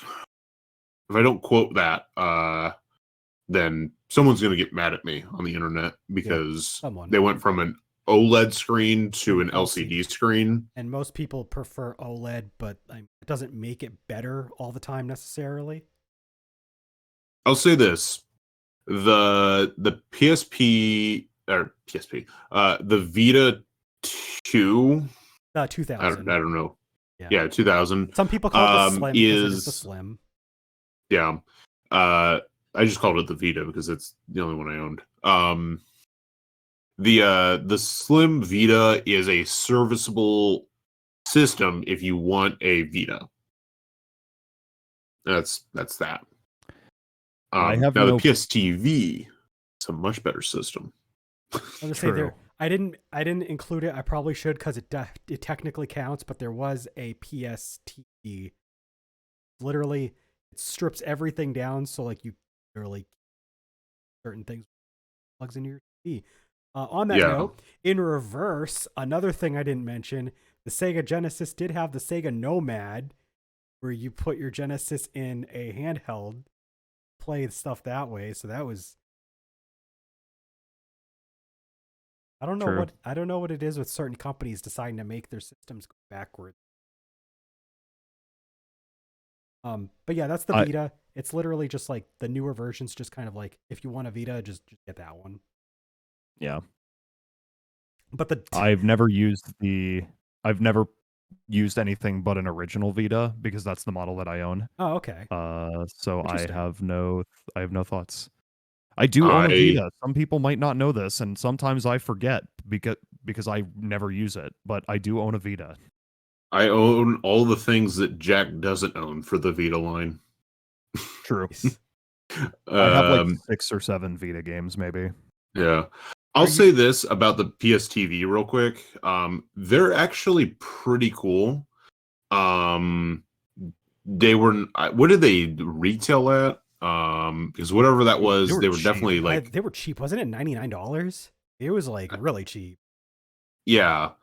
It's like they're pretty good systems, and for that dollar amount, like it's pretty fun to just be able to like switch my memory cards between, you know, my actual Vita and my PSTV, because I did that quite a bit. And you could pick up your saves and stuff pretty easy. Yeah, $99. Yeah. No, they're pretty cool systems for like taking a portable system and putting it to like TV. There was a little bit of hokiness because like some of the games that use touch controls, like some of them like were not compatible, some of them were, so you ran into compatibility issues with some of the games with the PSTV. And even the games that didn't have that, like some of them just for whatever reason just didn't have compatibility, like full compatibility. Yeah. So like the PSTV, the main issue is that the compatibility. You don't know what you can play on it unless you go deep dive and look at like what's compatible, like what isn't. Like yeah, like you said, it is otherwise. Yeah, I would say if it had full compatibility with all of the games, because there are some of the games that do have like because you can plug in a PS4 controller into it and use like that as a controller for it. You would think that which is cool. Just you be can able to use the touchpad on the PS4 controller as like the touch, like you and would that's think. some of the. I think some of the games let you have that option. I think some of the games let you use L3 R3, and then that causes a touch sensor to come up. Yeah, for you to use. Wasn't it like the whole compatibility thing? It was like up to the people that made the game to like make to have the yeah. So like if they didn't do that, then you weren't getting compatibility with the PST. Like Sony didn't just like try to make it so that there was like blanket compatibility. Should have. Yeah. Pixel in our chat says Switch before Switch. Kind of. You had to own 2 separate pieces of hardware. I was gonna say, there's multiple different instances where we could say that, right? The Super Game Boy for the Super Nintendo, the Sega Nomad, the PSTV. It's been tried multiple times. The Game Boy player for the GameCube. Yep. Yeah. Like, there's a bunch of different attempts at this. You guys want to talk about the 3DS for a little while?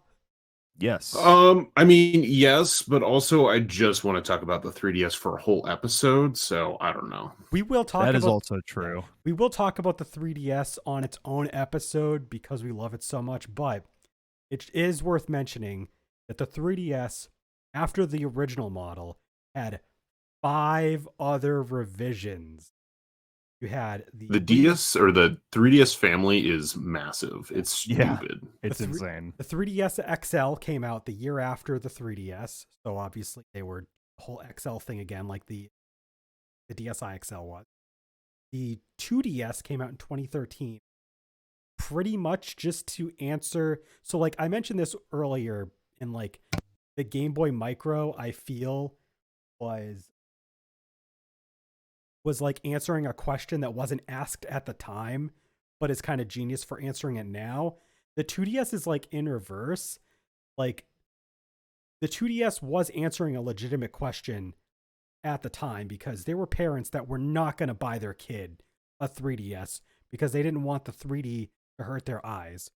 So what did they do? They got a cheapo version of the 3DS with no 3D and released it just in time for the new Pokemon game. And it was $8. And it worked. It sold a bunch of 3DSs. So, like, it did its job. Now, that said, based on our descriptions, I do think that the 2DS has better build quality than the PSP Go, at least. Like, it's got a weird form factor, 100%. but it's got a good build quality for that weird. The form factor is extremely weird. It's like playing it is weird because both of the screens are like Right in the perfectly level with each other. So it's like, most like clamshell design Nintendo handhelds, you play it with like the top screen like slightly at an angle so that you get a good view of both screens. The 2DS is like if you just bent it all the way back and just played it like this the whole time, and it's like kind of weird because it makes the top screen look further away. Yeah. No, I agree. If that makes any sense. That does make sense. Because of that, I have played on a 2DS before. My friend had one back in 2013. But it's good as a like a budget version of the 3DS because the 3DS wasn't exactly a cheap handheld at the time. So it makes sense. It's not the best revision I've ever seen, but there are worse ones. like I said, I think it does its job. It does what it was intended to do, which was get kids whose parents weren't going to get them the 3DS before to get them a 3. So it did its job. And I have a 2DS. I think it's comfortable enough. It is weird, but like surprisingly, feels fine in the hand. I like it. I had one for a little bit. I needed something in between having a because one of my original my original model broke at one point, and like I was waiting for one of the better versions to come out, like one of the new 3DS original models, and so I needed like a stopgap system for like a year or so.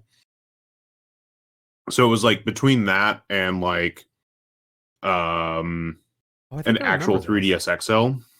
I tried a 2DS for a little bit, and like I ended up returning it and buying a new, not a new 3DS XL, but a new condition 3DS XL. Yeah, I remember that actually. I remember when you briefly owned a 2DS. And I think to me, it felt weird. Yeah. I kept trying to, my hands would rest on the back where a 3DS's triggers would be. Yeah. Instead of like resting on the top where the triggers are on a 2DS. Mm-hmm. Oh yeah, so you wouldn't even have your fingers on it. It is shaped weird because it has the L and R on the very, very. And it's not like the Game Boy Advance where like the L and R, or like a PSP or a PS Vita where like the L and R are like kind of level with the screen. Like the screen, because keep in mind, the 2DS does have every other feature besides the 3, including the front-facing camera, which takes up a chunk of the top. So you've got this huge chunk up top, then the L and R on top, and then underneath that chunk where the camera is, there's the screen.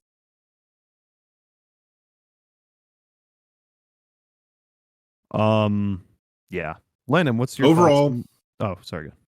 yeah, overall it's fine. I guess I just got used to the clamshell, or like because of just where the screen placement is, I just felt like it should have been like somewhere else. And Mhm. so like I was just like I can't make myself learn this. So get Yeah. rid of this. That's fair. There was two The- new. Go ahead. We didn't really talk about the 3DS XL very much. Not a whole lot, but I mean, you can go ahead. I'll be right back. Actually, Okay. It's good. Um, It's fine. it it serves its purpose. I think like it's there's a lot of like minor issues that like the original 3DS had that I think this kind of like fixes a little bit, but also it doesn't really change a whole lot. Um the Honestly, the biggest thing that I like more about this one is the stylus placement, because the stylus placement on the original 3DS is kind of poopy. Like this on this one, it's just right where your hand is. There you go. Now, if you're left-handed, you're kind of fucked, but you know, it'd be like that. I mean, the base DS has the same thing where like the stylus is on the top too. Yeah. I hot take. I really like the 3DS, the base 3DS's stylus, probably more than any other stylus because of that like telescoping thing with it. It is a very high quality stylus.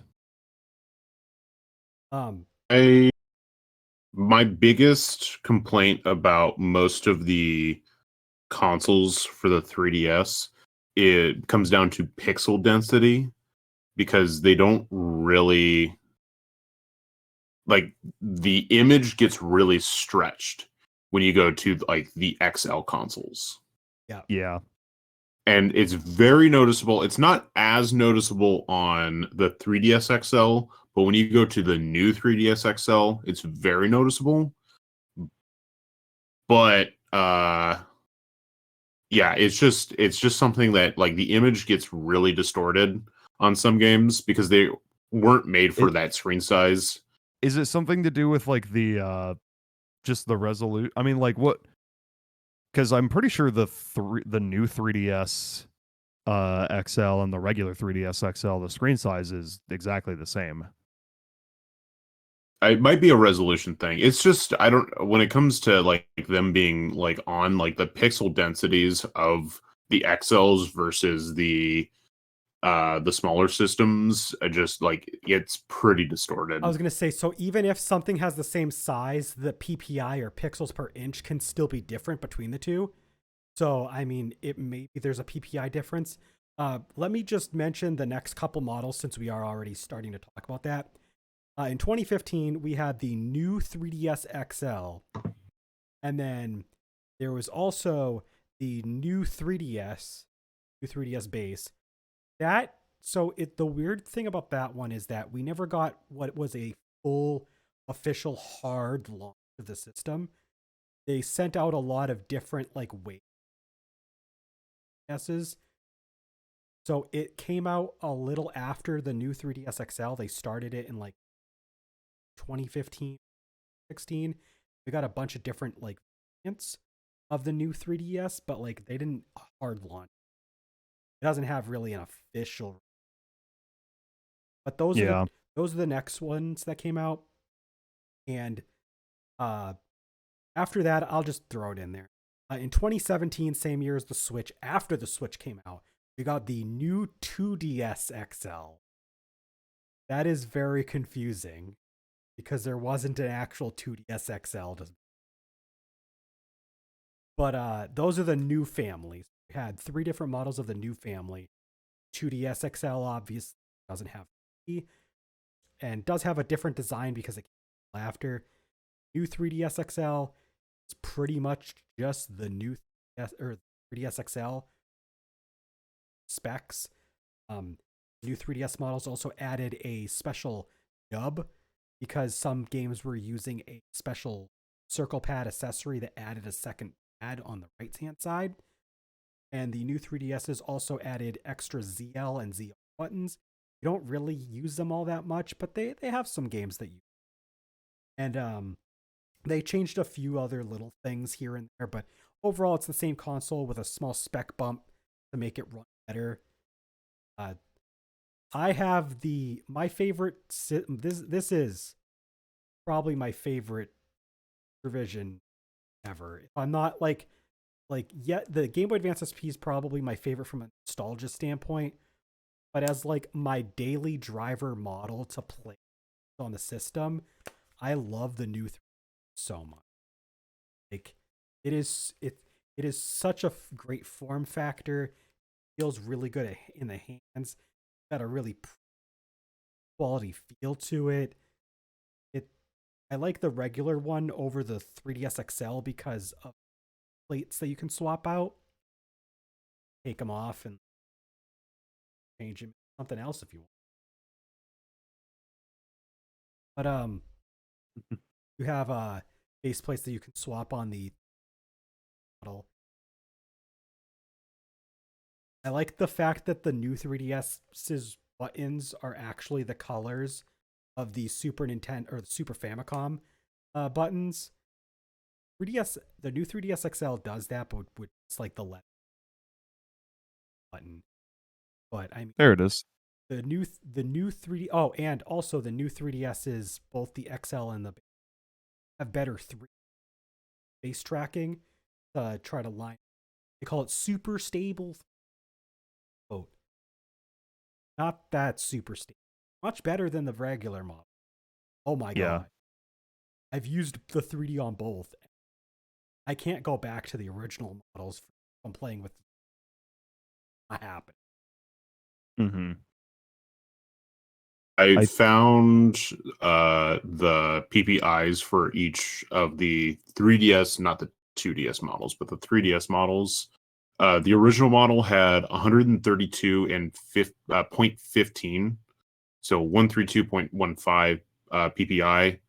The new 3DS had 120.23 PPI, and then both of the XL models have the same PPI, which is 95.59.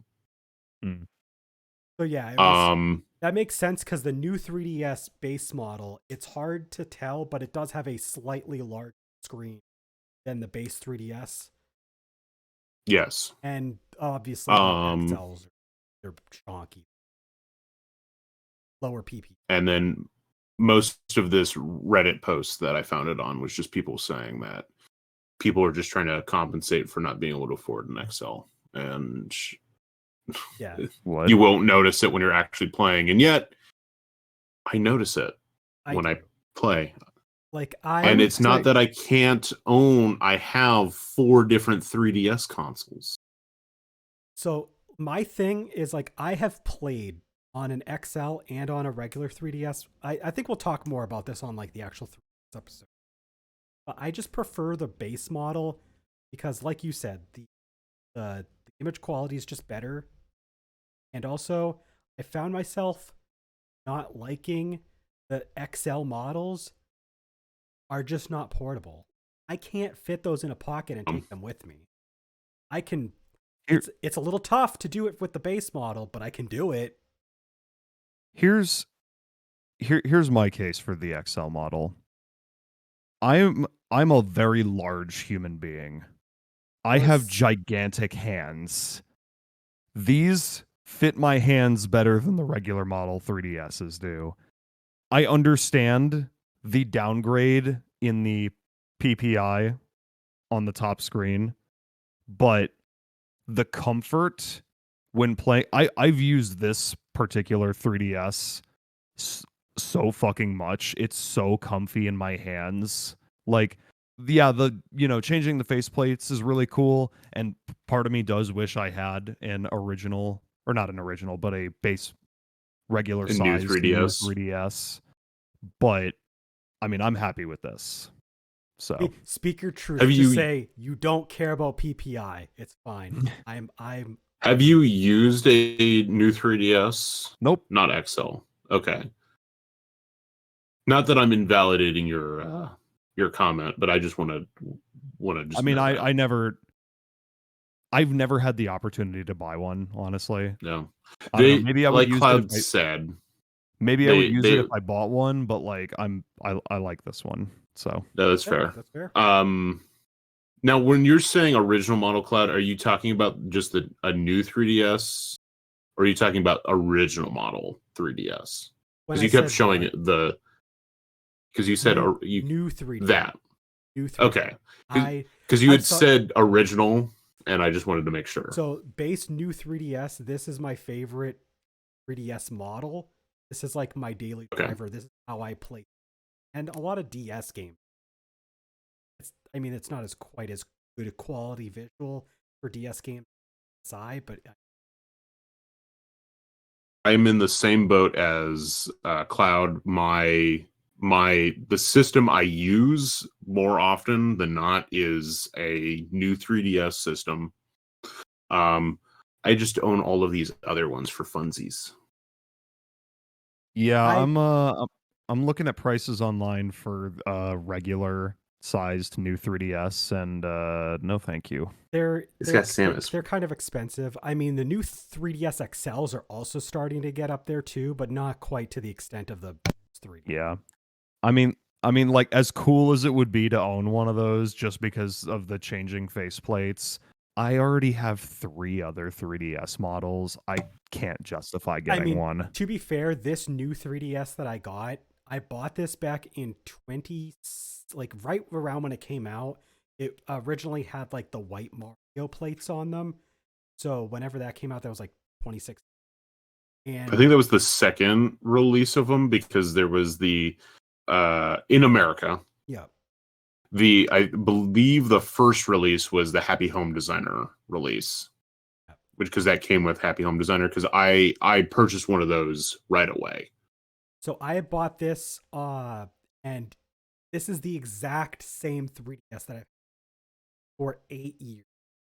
So like, I've had no issues. There was a small point where like the prongs where the carts go in, it was having a little bit of issue, like it was wrong. But I fixed it. So like, I I love this thing. It's still trucking 8 years. Hoping it'll last me 8 more years. Yeah, the one I have is probably because I had to switch my new 3DS out at one point because the one I had stopped reading the SD card slot completely. Yeah, It was I got a 3DS yeah, it was XL that bad. has like an issue with the SD card slot. Like it works, but if you nudge the system wrong, it's like, oh, what happened to the SD card? I don't know. Yeah, and after it started having those SD card slot issues, it started having power issues where if I opened it, it would just like make a pop sound. Yeah, it'd shut off. So I replaced it, but the replacement I have is just, like I said, about 6 years old now, maybe even older. Still works. They're fantastic systems. Before we move on, At the time of release, they were a budget system because they were a Black Friday system. I was gonna say, which was really nice, but yeah, they did release the new 3DS and the new 3DS XLs at the same price point as the original. The originals were the original 3DS and 3DS XL were $179 and $199. That's literally $169 and $1. That's literally just the new 3DS was like a $10 more. But the new 3DS XL was the same price. So like just basically replaced it. Before we move on to our last section, because we're going to talk plenty about the 3DS in its own episode, probably later this season. Did you guys have any experience with the new 2DS XL? No. I don't own one, but I've used it in bits and pieces. So I would say, yeah. I own one. I've used it for a long time before I switched back to using my new 3DS as my daily driver. It's fine. Of the XL models, it's the least comfortable. Say that. The build quality, it's a little cheap. It gets the job done. The screen quality's good. Uh, the it's small enough, compact enough because they like slimmed it down that you could fit it in your pocket a lot better than XL. But the ABC, or not ABC, ABXY buttons, they feel kind of cheap, and they have like this weird indentation for the actual letter, so it can kind of be a little. Same thing with the directionals; they have like little they're indent instead of just so like the control it feels a little uncomfortable to hold for a longer, but it's otherwise fun. I like that it has a flap that covers the SD card and the card slot because it protects those. And also, the SD card slot is actually in the most convenient spot. Like it next to the base. Out of the new models, it's like probably one of the easiest to get to. Because with the 3DS XL and the new 3DS, you have to unstack to spot. You don't have to do that with the two. But used it for a long time, and like it was fine because it was a budget. You could get it for $99 and it came with Mario Kart. That's not bad. Yeah. I feel like if there was one of the new 2DS XLs I would have purchased, thinking about the color options, the creamsicle one is the one that came to mind first. Orange white. I kind of wish that I did do that one, because another issue with the new 2DS XL models is that they are very smudge prone. They get fingerprints very like, or it's horrible. And I got the black and blue one, and the top part is fine. The top part has like a glossy finish on it that like doesn't really grab like fingerprints, but the bottom half is matte, and it really absorbs like any dirt and grime that's on your face. And it's just not a good feel, not a good look. And I think that they'd probably look a little bit better because fingerprints are a lot harder to see on like the white versions of their systems that are like matte finish. So like, I think the creamsicle one probably would be. But let's move on. We'll talk about the 3DS more some other. The home consoles for this past generation. There was PS4 Slim and the PS4 Pro in 2016. They kind of released them. I think they released like about the same time. They had a new design that was like more rounded matte finish as opposed to the old like sharp, half glossy, half like hard plastic matte finish of the base PS4 model. I don't have any experience with PS4 revision. Got a big old chonky fat base model. I have a base model. Bethany has the fat one, the Big Mac. Oh, the Pro? The Pro. I call it the Big Mac because They're Big Macs. It looks like a Big Mac. It really does. Yeah. It's a triple decker. I've never used the Slim. And from what I've seen of the PS4 Pro, it's barely different from the original. The biggest thing between like the models, like the build qualities are fine across the board for all three models of a PS4. The biggest thing you're going to run into is I feel like the original model is more convenient for like switching the hard drive out because it has the removable cover. Yeah. Whereas the other ones you have to like, I don't know, you have to do some more stuff to it. I did whereas not it's know right this. I have not I've not touched my PS4 in that way ever, and I've owned it for like 10 years. Yeah, so for the original models, that the smaller section Either it's a gloss or a matte finish on that, depending on like how newer of the original model you have, is removable cover. So two things, that's right where drive sits, so it's easy to remove, but then also it's super easy to clean. You can just clean out that area from all dust and everything. I should probably look into that because mine probably has a lot of shit in there. Yeah. It's very easy to take off and very easy to put back on. Like it's just a slip cover that like has like very easy plastic locks that it just slides in and out of. Super nice. Right here. Yeah, so you have one of the older ones because it has the gloss. They had ones that had that gloss was actually a matte finish too. You can just pop that off. You can just slide it. Which way do I slide it? Slide it. So when it's facing down, you just slide it away from the system. Okay. So, up top, you want it facing the gloss should be facing you, and then just just slide it away from the system. Yeah. Yo, I did this for the first time ever. I've never done that before either. I mean, I knew you could do that, but I've never done it. Hi. Thank you. I work with consoles. Okay. So yeah, I would say that is a nice feature of that. They removed that from the other consoles, and that's part of that is ventilation. That's like one of the bigger things that the Slim has over the original model is it has reworked vent systems. And then the Pro has 4K.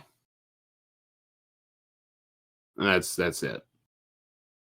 So, I mean, it just kind of depends on how much money you want to spend when it comes to these.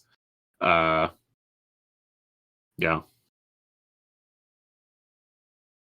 Now, Do you guys have any the reason why I don't have any experience with anything other than is because I bought this used for the launch of Dragon Ball Xenoverse 2 that fall, and then they came out with the Slim and Pro. Like,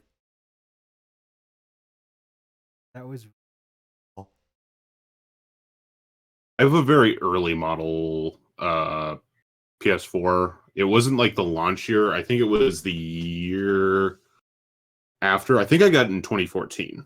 And the PS4 launched in 2013, right? yeah, is that right? 2013. Okay, so I got mine the following year because it was the Grand Theft Auto 5 Last of Us Remastered bundle, where you got a physical copy of Golf Tournament Adventures and a digital copy of The Last of Us Remastered. They should have flipped that, and then I could have just torn the code in half for Grand Theft Auto, but oh well. And like I didn't need another PS, like another PlayStation until I got my PS5. Yeah. The Xbox, but I've dealt with all three systems a lot, so that's why. Yeah, because I mean, you've been working through that whole generation. You're gonna have people bringing that. I mean, the previous gen and that gen, like, were the two gens that I've dealt with a lot of the hardware. The Xbox One had a couple different revisions, namely, a few years after, in the same year as the PS4 Slim, we got the Xbox One S, which is basically like the same as like the Xbox 360 S. It was one. And then the year after, we got the Xbox One X. There was also an Xbox One S was released in a couple different configurations, because it was like Xbox One S, and then there was an Xbox One S like digital. So yep. There's probably other configurations too, because it is Xbox, but like those are like the main. No, that's pretty much it. As I far as like, yeah, the big stuff.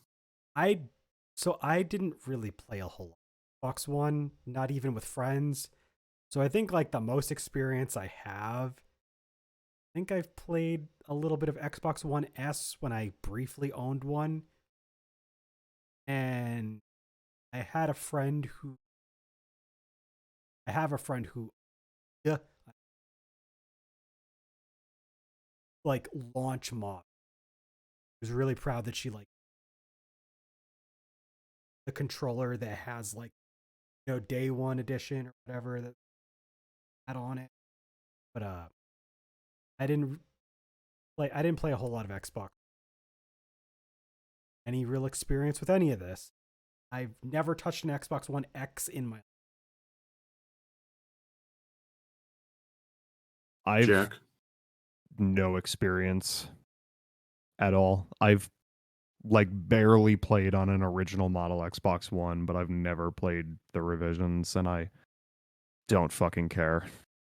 Perfect. I'm going to come from this from a perspective of having to clean the systems. Perfect. We have something to The talk about. original, yeah, the original model sucks ass. Those slat vents fucking collect dust like no other. Oh my god, I hate them. The original model sucks so much ass. The S sucks ass. Those circle dot vents collect so much fucking dust and are a pain to clean out. Oh my god. The X is fine. Go. There you Yeah. go. It's the top, they put these dumb, stupid vents on those two models, and they're just a fucking pain in the fucking ass to like deal with. And like it's like they're just dust magnets. They just like clean dust or junk, or people like do stupid shit if they use smoke and you have an Xbox One S, because most of them are white, they just collect that gunk in those like little pores, and it's a fucking pain in the goddamn ass to deal with. I hate them. The X doesn't really have that. They just have the side vents. The whole top is matte. It's perfect. Perfect design. Thank you very much. You can move on now. The next couple things we're going to talk about are the Nintendo Switch's revisions. Um, there's technically three, but there's really two major. So the first the first major one was the Switch Lite in 2019. There was also a Switch V2. They didn't really advertise it as anything besides just Nintendo. And the major difference with that one was better battery. They upped the battery life. They replaced the old one with. It was what caused that is they switched out the screen actually. Yeah. It uses a different screen, which is able to let it save the battery. Yeah. Yeah. And then the most recent revision, which was just a couple years back, was Switch OLED model, OLED, that came out in 2021. So, experience with the Nintendo Switch revision. I've owned three of the four. I owned a version 1, version 2, and an OLED. I've dealt with the lights, and I mean the light doesn't do anything for me. It removes the thing about the Switch that I care about, which is the option I mean, to play TV versus. it's weird. I think that the Nintendo Switch Lite, in the same manner as the 2DS, does the job that it's intended to do. Cheaper alternative. I agree with that. But like, It's just not what I need. yeah, like most people, much like the 2DS, most people are not going to care. It's just to get into like that extra little marginal market to get like them so that they can get to as wide an audience as possible. And that's fine, but none of us care about it. I have used a Nintendo Switch. I think they're extremely comfortable. I think they have a very good form factor. I love the directional pad on them. That said, I'm not going to go out of my way to buy one because I have a Switch OLED because I've used like Landon, the launch model. I upgraded to a V2 and I wanted. right to the OLED. I've been using that. I don't I need a light. I am in the same boat. I've never touched a light. I like Landon said, not for me. Like removing the option just feels like limiting myself for no reason. And I say this as someone who primarily plays in handheld mode. But you like to have the option. Yeah. Oh, I love having the option because it's Yeah. easy for streaming. Yeah, exactly. Is to be able to just put it in the fucking dock. But Yeah. Like you can't stream Switch Mini or Switch Lite. Switch Lite. Mini. But yeah, it's just having the option is just what I like. I have only had I never had the version 2 for the Switch. I went straight from version 1, which was a launch model, to my OLED, which I got. Oh yeah, you didn't get an Animal Crossing, did you? Nope.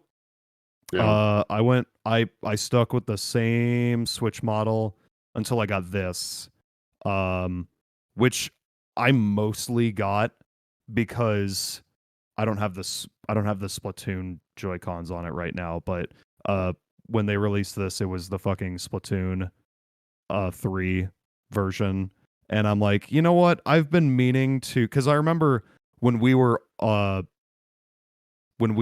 the coast, or not the was it not the coast? We were at Seaside, and we were like, just kind of like, Seaside's on the coast. Okay, yeah, well, yeah.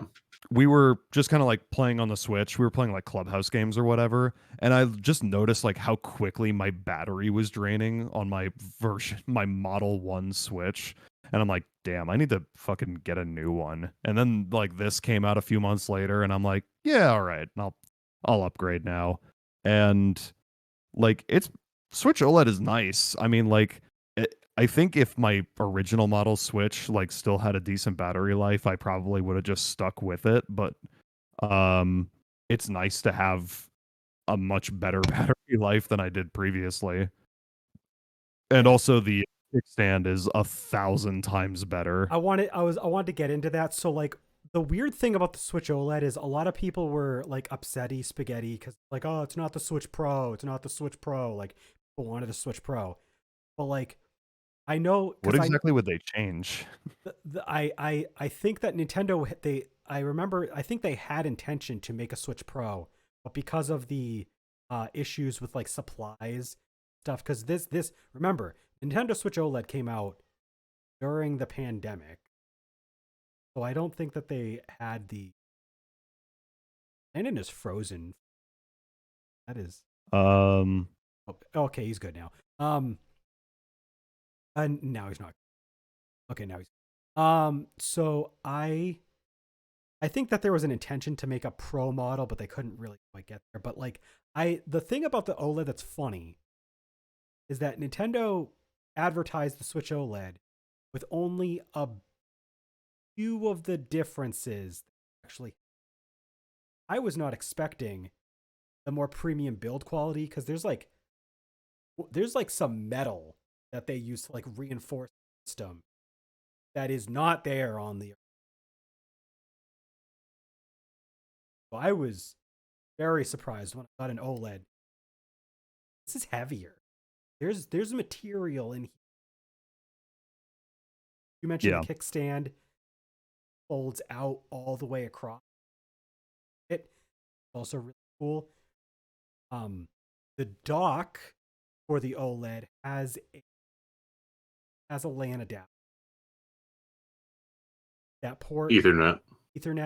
It's not on the original. Get that in there as well. So there's like and of course there's also additional storage. Start with 64 gigabytes instead of 30. Not a lot, but I mean it's an upgrade. So like they made a decent amount of improvements to be worth that $50 extra. They just didn't really tell most people about them. They were just like, here's an OLED screen. Kickstand's cool. I think it's harder to like do a marketing sizzle reel. Yeah. For all of the improvements that the OLED has over the other Switch models. Yeah. Because most of them aren't marketable difference. But I'll say this, when I've talked to people about it, when they go, okay, what's the difference? And I go through basically the same list that you just went, and I go into the dirty details. If they actually really care, they go, Yeah, that sounds good, okay. right? Yeah. It's like, why is this one $50 more? And it's like, well, actually, there's quite a bit of a difference Yeah. between them. Like if you sat someone down to explain the differences, they would see that, oh, it is worth $50. Holy crap. I think the biggest thing is if you like take a regular model Switch, either version 1 or version 2, doesn't matter, and an OLED, and like turn them on, and all they do is load up the Nintendo logo, you can already there see like how much of a difference like the screens are, but then also like you can just hold them and feel, like you said, like how much of a difference the build qualities have. So that's like I love my Switch. I think it's incredible. There are a few more final I don't have dates for these because I forgot to add these into my list, but I was like, oh shit. But the Xbox Series S did get like an additional model out. I don't know what other differences it has besides extra storage. Are you talking about the 1 terabyte version? It's black. It's black. That's it. It's black and it has 1 terabyte. That is it. There you go. Yeah. You know the differences. And then the PS5 recently got PS5 Slim, quote. That one was a November. Yeah. It was a November release. It didn't have a hard release date, but it was a November release. Yeah, so like it came out around the same time as Call of Duty Modern Warfare 3 remake. They rotated out the old PS5 stock to get this new PS5 in, and it is noticeably smaller. But the main reason they did it was because rather than sell you PS5 or 5 digital, sell well, they and have different materials for each one. Just use the same thing and then swap out the disc tray or in the disc tray, depending on which they're selling you. There you go. And they can sell you the disc tray for a premium. Yep. So if you want to buy the digital because you're like, oh, I want to save money, and then you're an idiot and you realize, oh shit, I want the disc tray, now you can pay extra for it. Yeah. I love it. Have you opened up one of the new PS5 models? Is it any easier, more difficult than the original? As far as like removing the plates, it's actually about the same ease of like removing the plates. It's just it's 4 segmented instead of 2 segmented. Yeah, right. Yeah, there's like the weird. Yeah, I saw like the slits along the sides. So. I actually had to figure out the manual disc eject on a Slim for a customer. That was fun.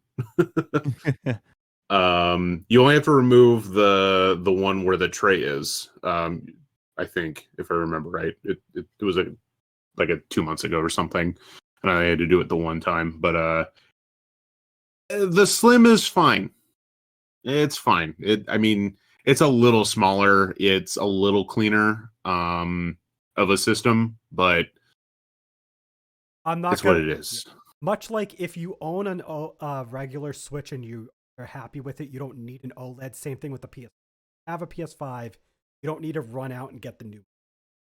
I would say there's more of a reason to upgrade from an original Switch to an OLED versus an original PS5 to a Slim.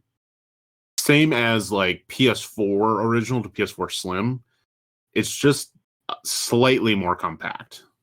And that's it.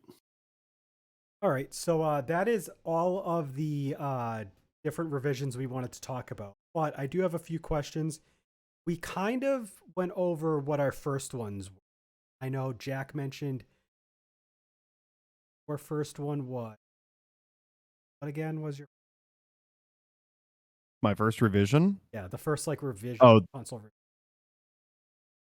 This one. So you had SP. I Say it. mentioned Okay, I was gonna say The say it SP. for the say audio. say for the audio view. Sorry. The Game Boy Advance SP from the Game Boy Advance family of systems. I believe mine is probably the new style SNES, like I mentioned. I think. But if it wasn't that, it was definitely the Game. That's it's. Landon, I don't remember if you answered or not. You might have. I just As far as like one where I like you actually owned one. had, yeah, where I had experience with both versions, it's Game Boy Color, if we're counting that. If it's just like one where I actually upgraded system to system. Oh, I was just going it, with like the first one I had, even if it was like the only one that I had. Like, yeah, but in that case, it is yeah, it's Game Boy Color if we're counting that. If not, Game Boy Advance SP. If we're not counting that, but like one where I had an original model and upgraded, it would be the 3DS. that is a good question to springboard off of. I would probably say that the PS1, quote unquote, was like the first one because I mean I had enough experience. And Yeah, I that had a counts. PS1, so like Yeah. that was my first. Jack said his was the same because he said he had a Game Boy Advance and then he upgraded to a Game Boy Advance SP. I was listening. What would you say are Thank your you. favorite revision? You can say one. You can say up to three. Actually, I think probably the single best one, almost objectively, is the 360S. Just because like it fixes what was otherwise a broken system. But aside from that,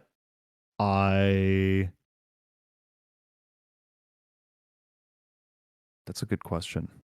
PS3 Slim is really good too.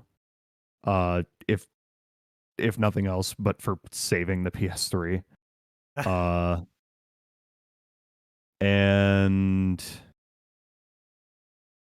probably the SP. I mean, like I think the SP, like just for what it brought to the table, was like a huge deal. And yeah. so my top three. I don't know if this is in a particular order. I'll just go in the release. Definitely the SP, Game Boy Advance SP. It really is a game changer. Just the small dip, like the major, the few but major change. I love it. PS3 Slim again. The PS3 Slim was the PS3 I bought and myself. But I love the PS3. It does its job. It works. I don't feel any sort of like regret not having. Totally. And then the new 3D definitely is like this. It's just my baby. Like I just love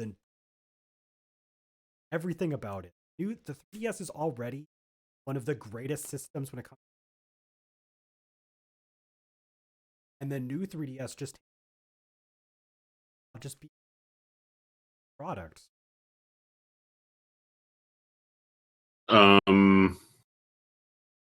My answer was, I think, going to be originally pretty much what Jack said, but I don't own. Well, I didn't own two of those, the PS3 Slim or the 360S, so I don't really care about those, I guess. Uh, New 3DS, for sure. Game Boy Advance SP. I'll probably go 360 Slim though, as the third slot, just because it is like just that much better of a console. But the Switch OLED is a pretty nice upgrade for Switch as well. Yeah.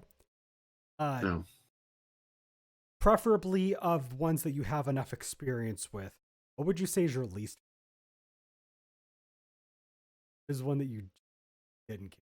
Of the ones that I've had experience with, preferably. yeah, Because I mean, we could all That- just spend all day shitting on the Wii Mini and the PSP Go, but that's not fun. we really could. We really should. We should. I don't know, because that's kind of tough, because like usually when it comes to console revisions, I like to do my research before I Yeah. like the gun and buy a new version of a system. I mean, back in the day, I was a stupid kid and I would just buy whatever. I mean, I guess out of all the ones that I have experience with, probably the DS Lite, just because it doesn't really, aside from being like more compact, it doesn't really bring anything new to the table, and it's a much more fragile and cheap feeling system I mean, to be than fair, the original. the DS does have notable improvements. Battery life is a little better. Does that matter if the build quality? And the build quality is really bad. Looking back, it's amazing. There's they sold so many probably because they broke. Like, I'm amazed that this one still functions, but like the D-pad is not what it used to be. Like I've mentioned this in the DS podcast, I'm fairly certain, but the right button on the D-pad, ruined by Sonic Rush and Sonic Rush Adventure, by the way. Just I have to press it like pretty hard in order for it to like register as a button press. But and I know we brought this up on the DS podcast, but definitely part of the reason why this model sold so well was because it kept fucking breaking. Yeah, my least favorite of the ones I have experience with, everything you said. But I did have enough experience that I can also say that I am not a fan of the PS3 Super. Why? Just why? Nobody needed this. I don't like it. But I mean, the DS Lite is definitely that. I don't know, man. Over time, it just looks worse and worse to me. I'll say the Yeah. PS3 Super Slim and like, it's hard for me to say just because I don't own a lot of these, but I've dealt with so many of them. Mm-hmm. So From a I customer, was gonna say, from the perspective of someone who had to clean and work with all of these products, which is the one and that's like customer frustrating? service, Yeah, what is the most frustrating to deal? it's definitely like, I would say it's a tie between the PS3 Super Slim and the Xbox One S. Those are probably like the two like revisions that I'm just like, yeah, they bring like, some of them bring some stuff to the table, but they're just not great build qualities. Yeah. Did you have like a personal least favorite you wanted to throw in? Or just or is it pretty much just based on like having to do? Out of like ones that I've actually owned or like used quite a bit, I guess maybe the 2DS, and not even because it's a bad console. It's just like the one like revision that I was like, It didn't line up with you. It just didn't. yeah, this doesn't work for me. That's pretty much it. And then last question: if you could go back and give any system a revision, is there one that you would gravitate towards giving a revision to, and what would you do with it? What would you add? I haven't thought about this question enough so far, or like up to this point. I was thinking about it earlier. I was trying to think of like systems that had or that didn't have revisions, excuse me. And I thought, well, like You can go with. I thought like and I thought like, well, there's the GameCube, but like what would I change about the GameCube? It's already perfect. I I don't know. I mean, like, I guess the original Xbox, like, maybe give that like a That slim, needed a slim model, and it never got because one. because there's a reason why it was called Xbox Hugh to this day. But yeah, I think the original Xbox definitely needed a slim model. But aside from that, there's nothing really else that like jumps to mind, because like a lot of systems were like, oh, you know what? I thought of a good one. The Game Gear. The Game Gear would have been a good it would have been a good idea to give that a revision. Make it smaller because it's fucking massive. Uh make the screen perhaps a little bit bigger. Um I don't The know. biggest issue with the Game Gear is just, if we're talking about technology at the time, is making a color screen, like True. not use 6 batteries, Yeah. True. is a bit tough. That's why the Game Boy was black and white for so long. Yeah. I mean, I guess the Game Gear was just ahead of its time in Yeah, that regard. if the Game Gear got a revision around the same time the Game Boy Color came out, that like fit a lot of that stuff, then yeah, I'd agree with that. I think I have a couple different answers. My first one would probably be, and this is kind of an easy answer because I've seen what it's like to have that sort of thing. And that is if the Game Boy Color got a revision that gave it a backlit screen or just a frontlit screen, just something. Because people do a lot of modding of Game Boy Color where they replace the screen with a backlit screen. I don't know, man. That stuff is so good. It makes me want a modded game that has that. Because, like, the Game Boy Color is pretty comfortable. So you throw in a backlit screen, chargeable battery. Oh, man, you won me over. That is the nostalgia. But, I have seen a lot of Game Gears with similar like improvements, like they switch out the screen for a backlight, and then also like some will give it a rechargeable, or they'll switch out to like an OLED screen. So like there is some like modding you can do for especially like the handhelds. But if we're like coming at it from like what they could have done feasibly at the time that the consoles yeah. were coming out, I think they probably could have at least done like the screen. They probably could have given it a front light like they did with the SP. I think that's probably something that they could have done. It probably would have required an extra battery or two, but I think I they could have think the done. Game Boy Advance should have come out with a Yeah, there's kind with of a no front light. yeah there's kind of no reason the Game Boy Advance couldn't have. So like when you mentioned that part, I would say the Game Boy. That's kind of like the major ones. Like I guess you could revise the SP to have a headphone jack. Such a minor. Yeah, And you know what? That's why we're here. yeah, Complain about the minor things. True. true. What else would we do Uh, with our time? you know what? What if they could have just revised the PS1 to have that screen built in? Just make it portable. Just throw a battery in there and let it go. Fuck He's it. got it. He's got it. He's onto something, folks. The PS1P. PS1 portable. No. That's my contribution to society. What about you, Landon? What would you revise? I would change. But besides the Xbox One S to not have shitty ventilation system. Damn, he got me. That's exactly what I was about to say. I guess nothing. I stole it right from him. Yeah. I would change the Wii U to give it GameCube ports natively. I don't know. No, I wouldn't do that.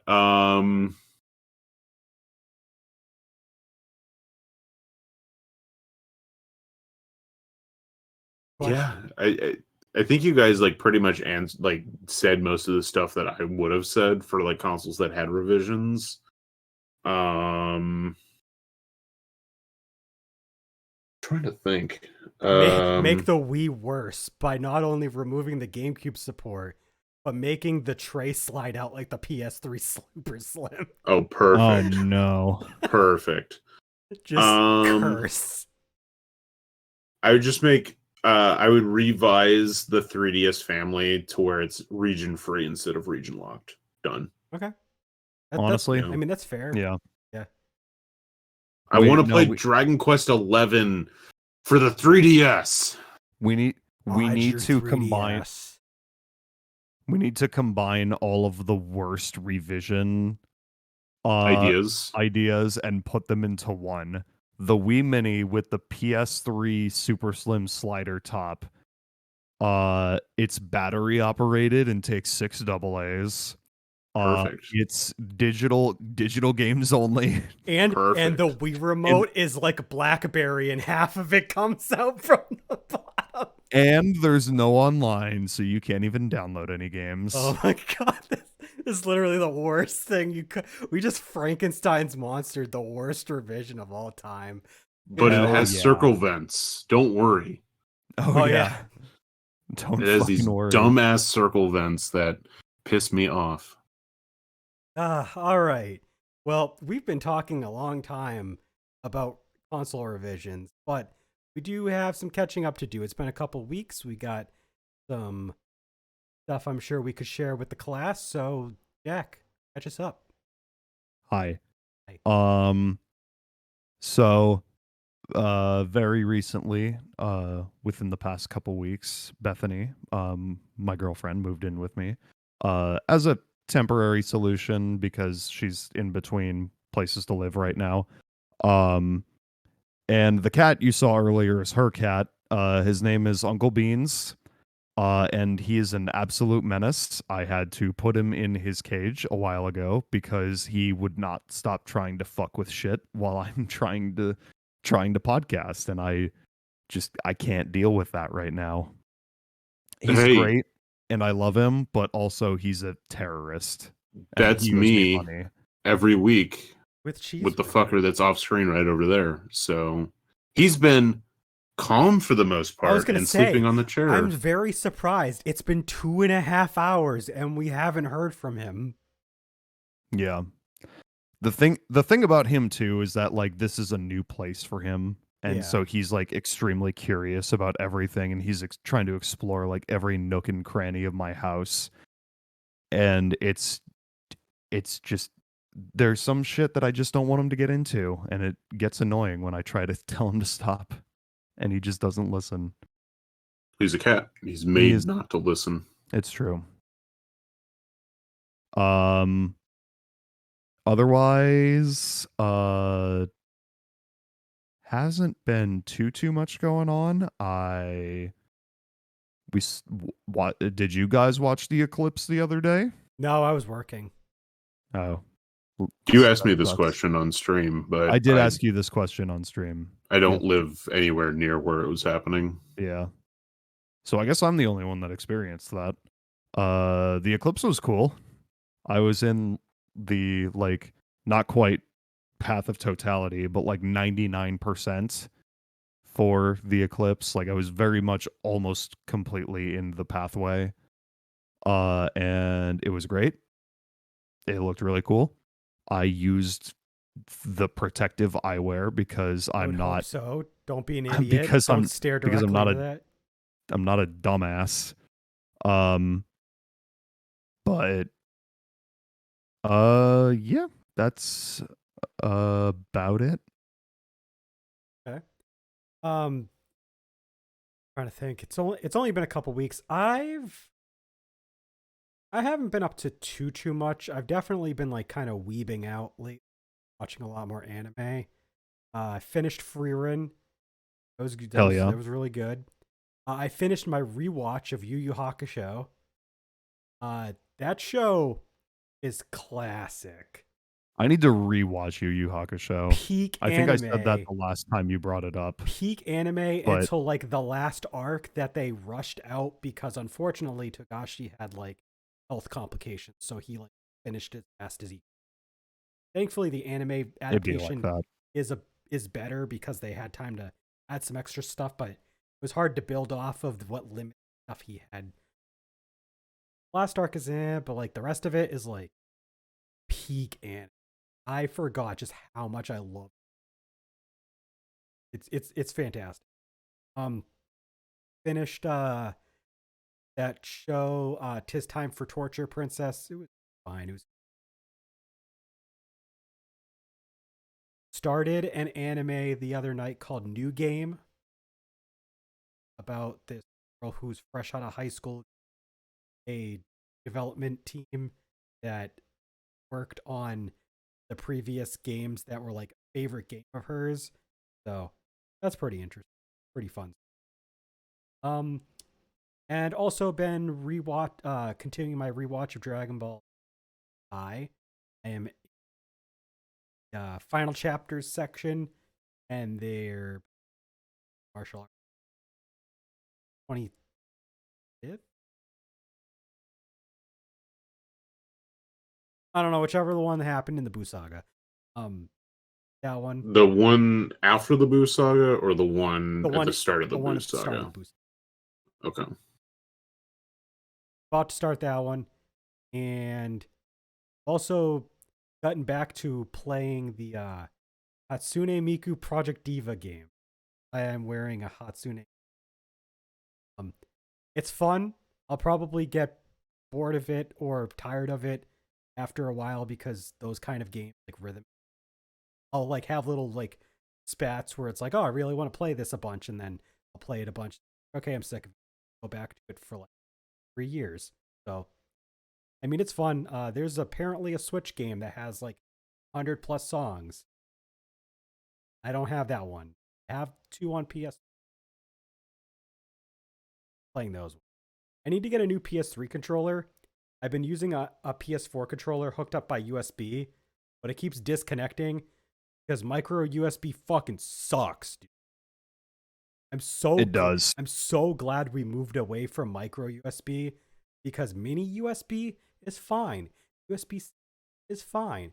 Micro USB, whoever designed that, like they probably Micro USB chargers are so fragile. They are. The prongs fucking just stop. Like they stop connecting properly after like 2 weeks. Like it's so annoying. So bad. Oh yeah, and I've been working on my next video for my solo channel. It's still coming along. It's taking a while because I've been busy lately. I should be getting it out soon. Actually, I'm in the middle of the process, so gotta put everything together and probably should have that video kind of soon.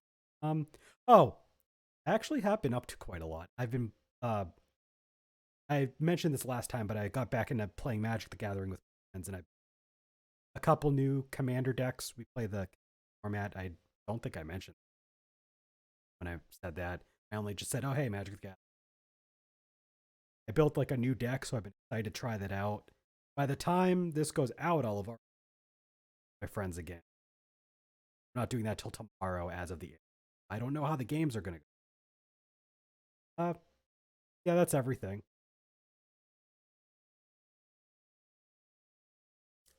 Hi, Landon. Hi, Landon. You were on Okay. a like vacation. I was. I think before that, I went to the Sonic Symphony. That's right, Did we did. do? Yeah, I was went to the that? Sonic Symphony before that, but it was like right after we had did the last podcast. I went to that. They played all of the metal songs from Sonic Frontiers, and I was like, why?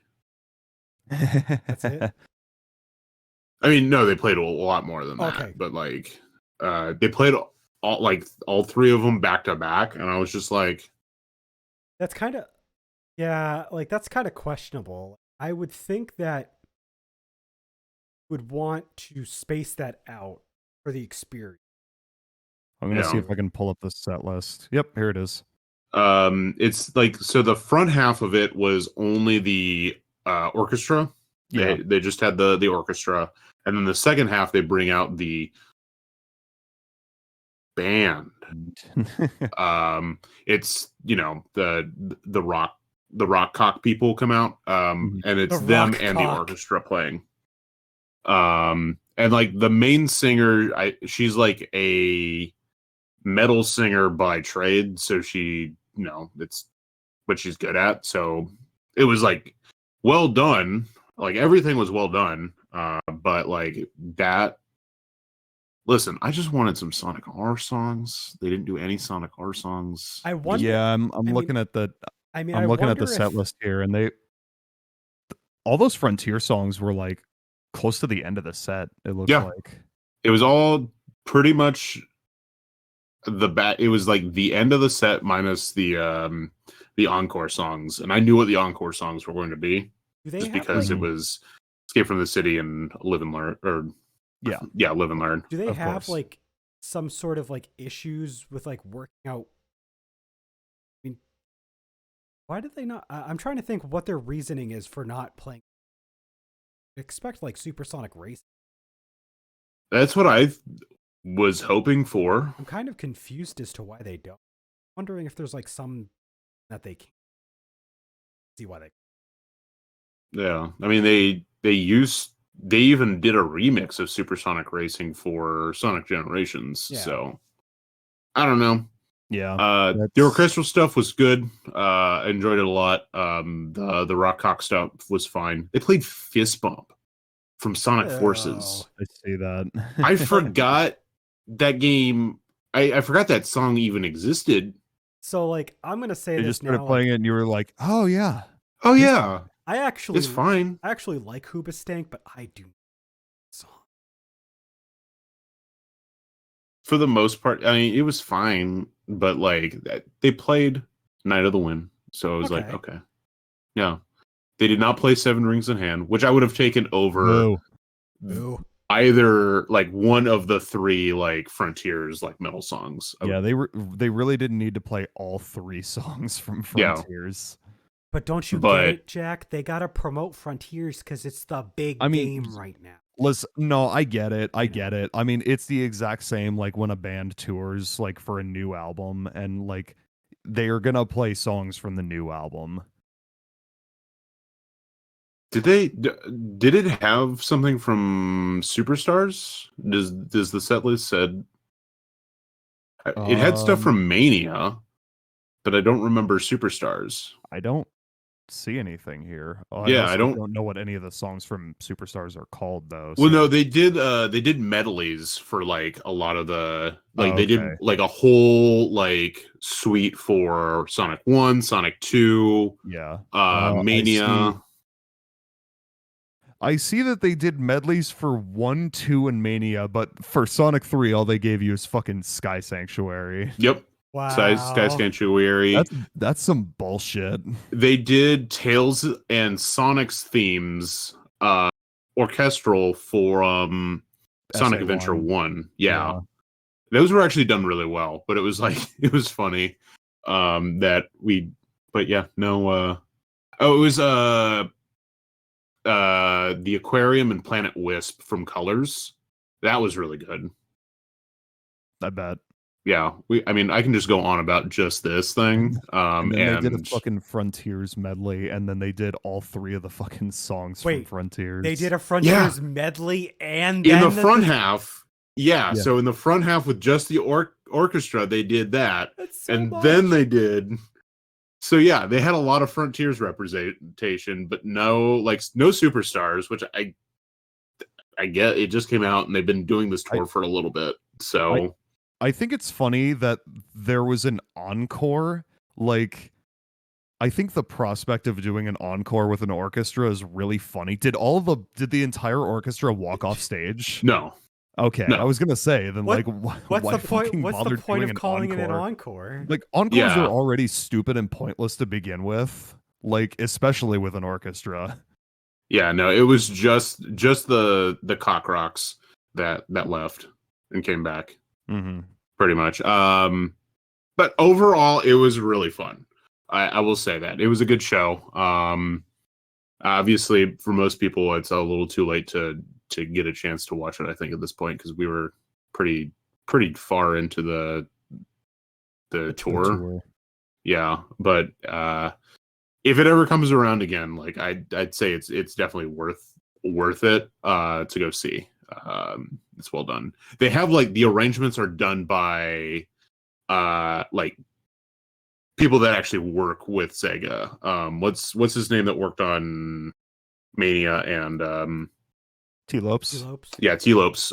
He was like the arranger for some of it. Oh man, no, you know what? I looked through. I'm looking on setlist.fm and was just like looking through all the dates and seeing like what the closest one would have been to me anyway, which would have been Chicago. And you got kind of screwed actually because they had a Sonic CD medley in between 1 and 2. Okay. They played Pumpkin Hill instead. I got Rooftop Run. They also played Rooftop Run. What the fuck? No, Pumpkin Hill was like with the band. What the fuck? Yo. Yeah. What the fuck? Did they play 3 fucking Frontier songs for Chicago? They played 2 of them.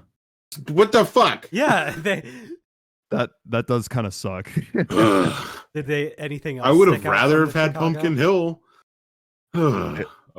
I also see on here the Sonic Superstars opening theme. So they had something from Superstars. Come on, man. That Chicago show sounds unfortunately, that was back in October, so did they still a little too late for that. That's funny. Did they do the they hold on.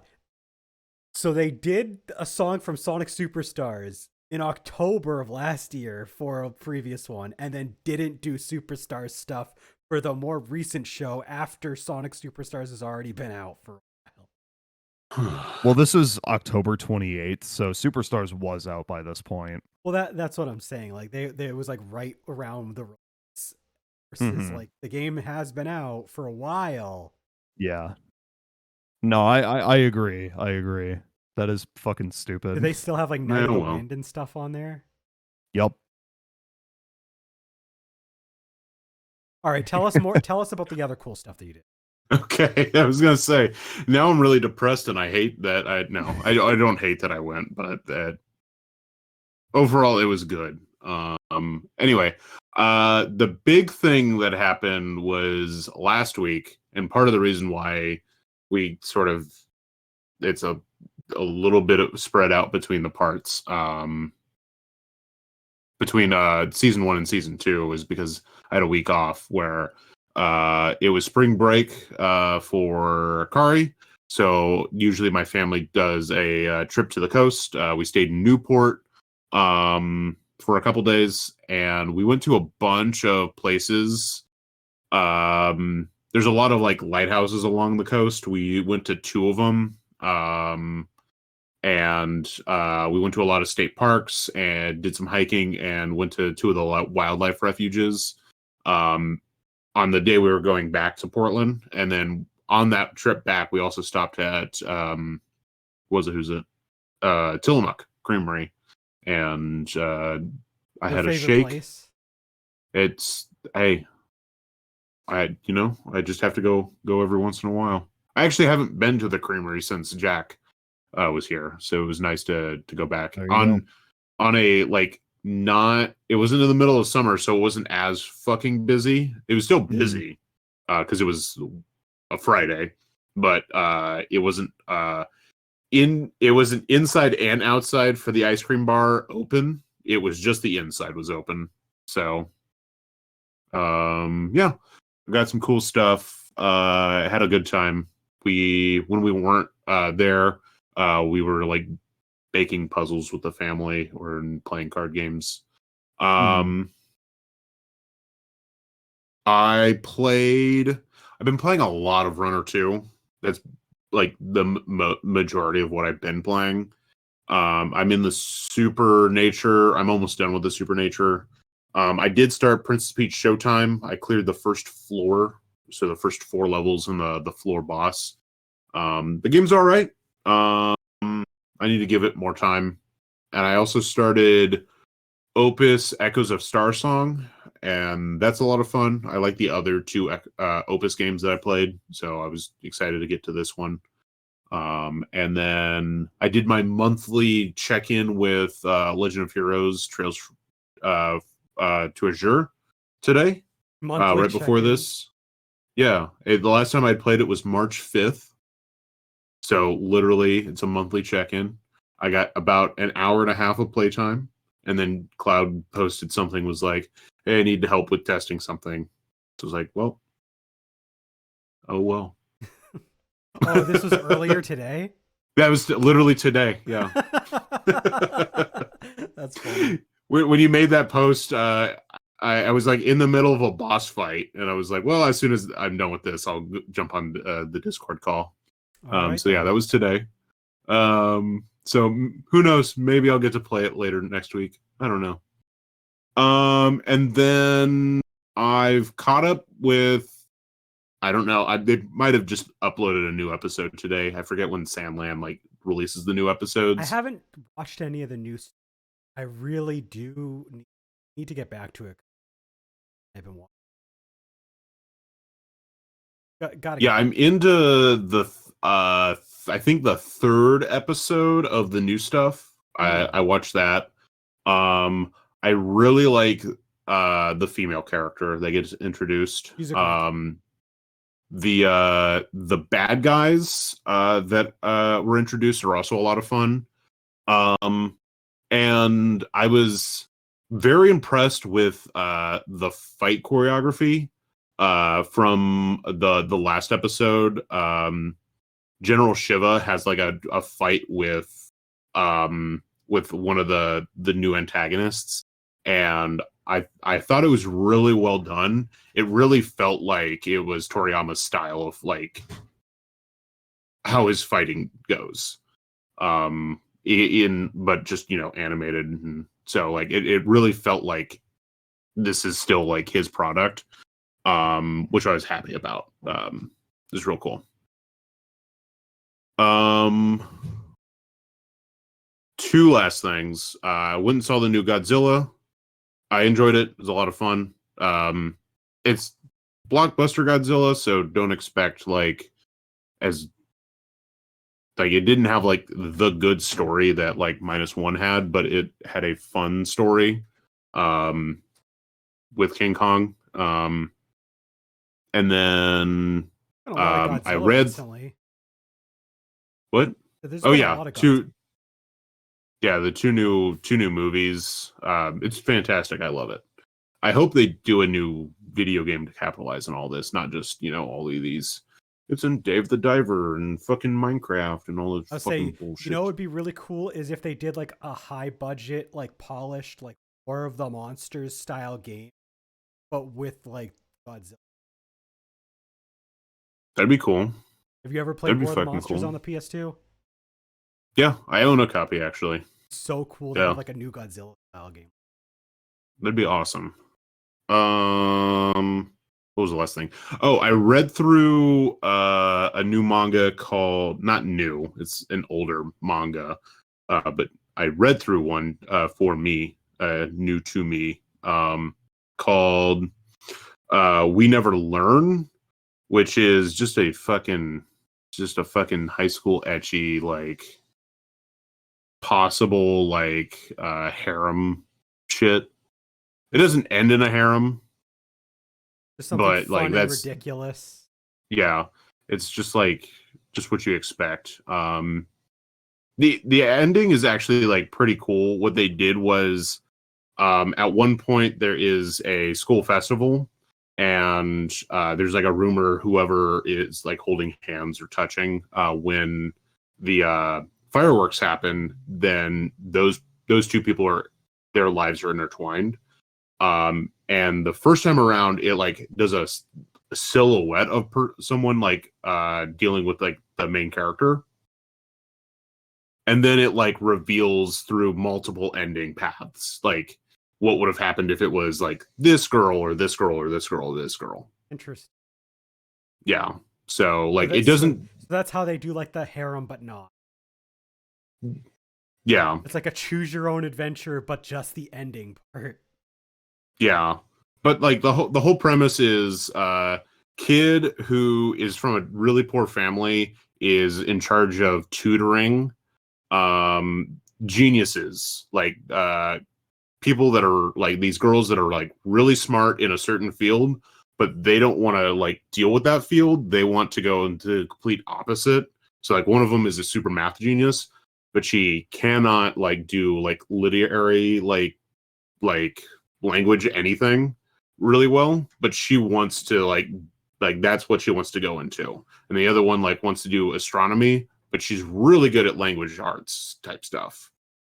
And so like it's and then the other one is like she's a professional athlete. She's like Olympic level swimmer, but she has to learn English in order to like be able to like go to her chosen school because of how much you have to deal with going abroad. And so like he has to tutor them in this stuff, and it's just like that's where it all fucking harem shit happens. It was good.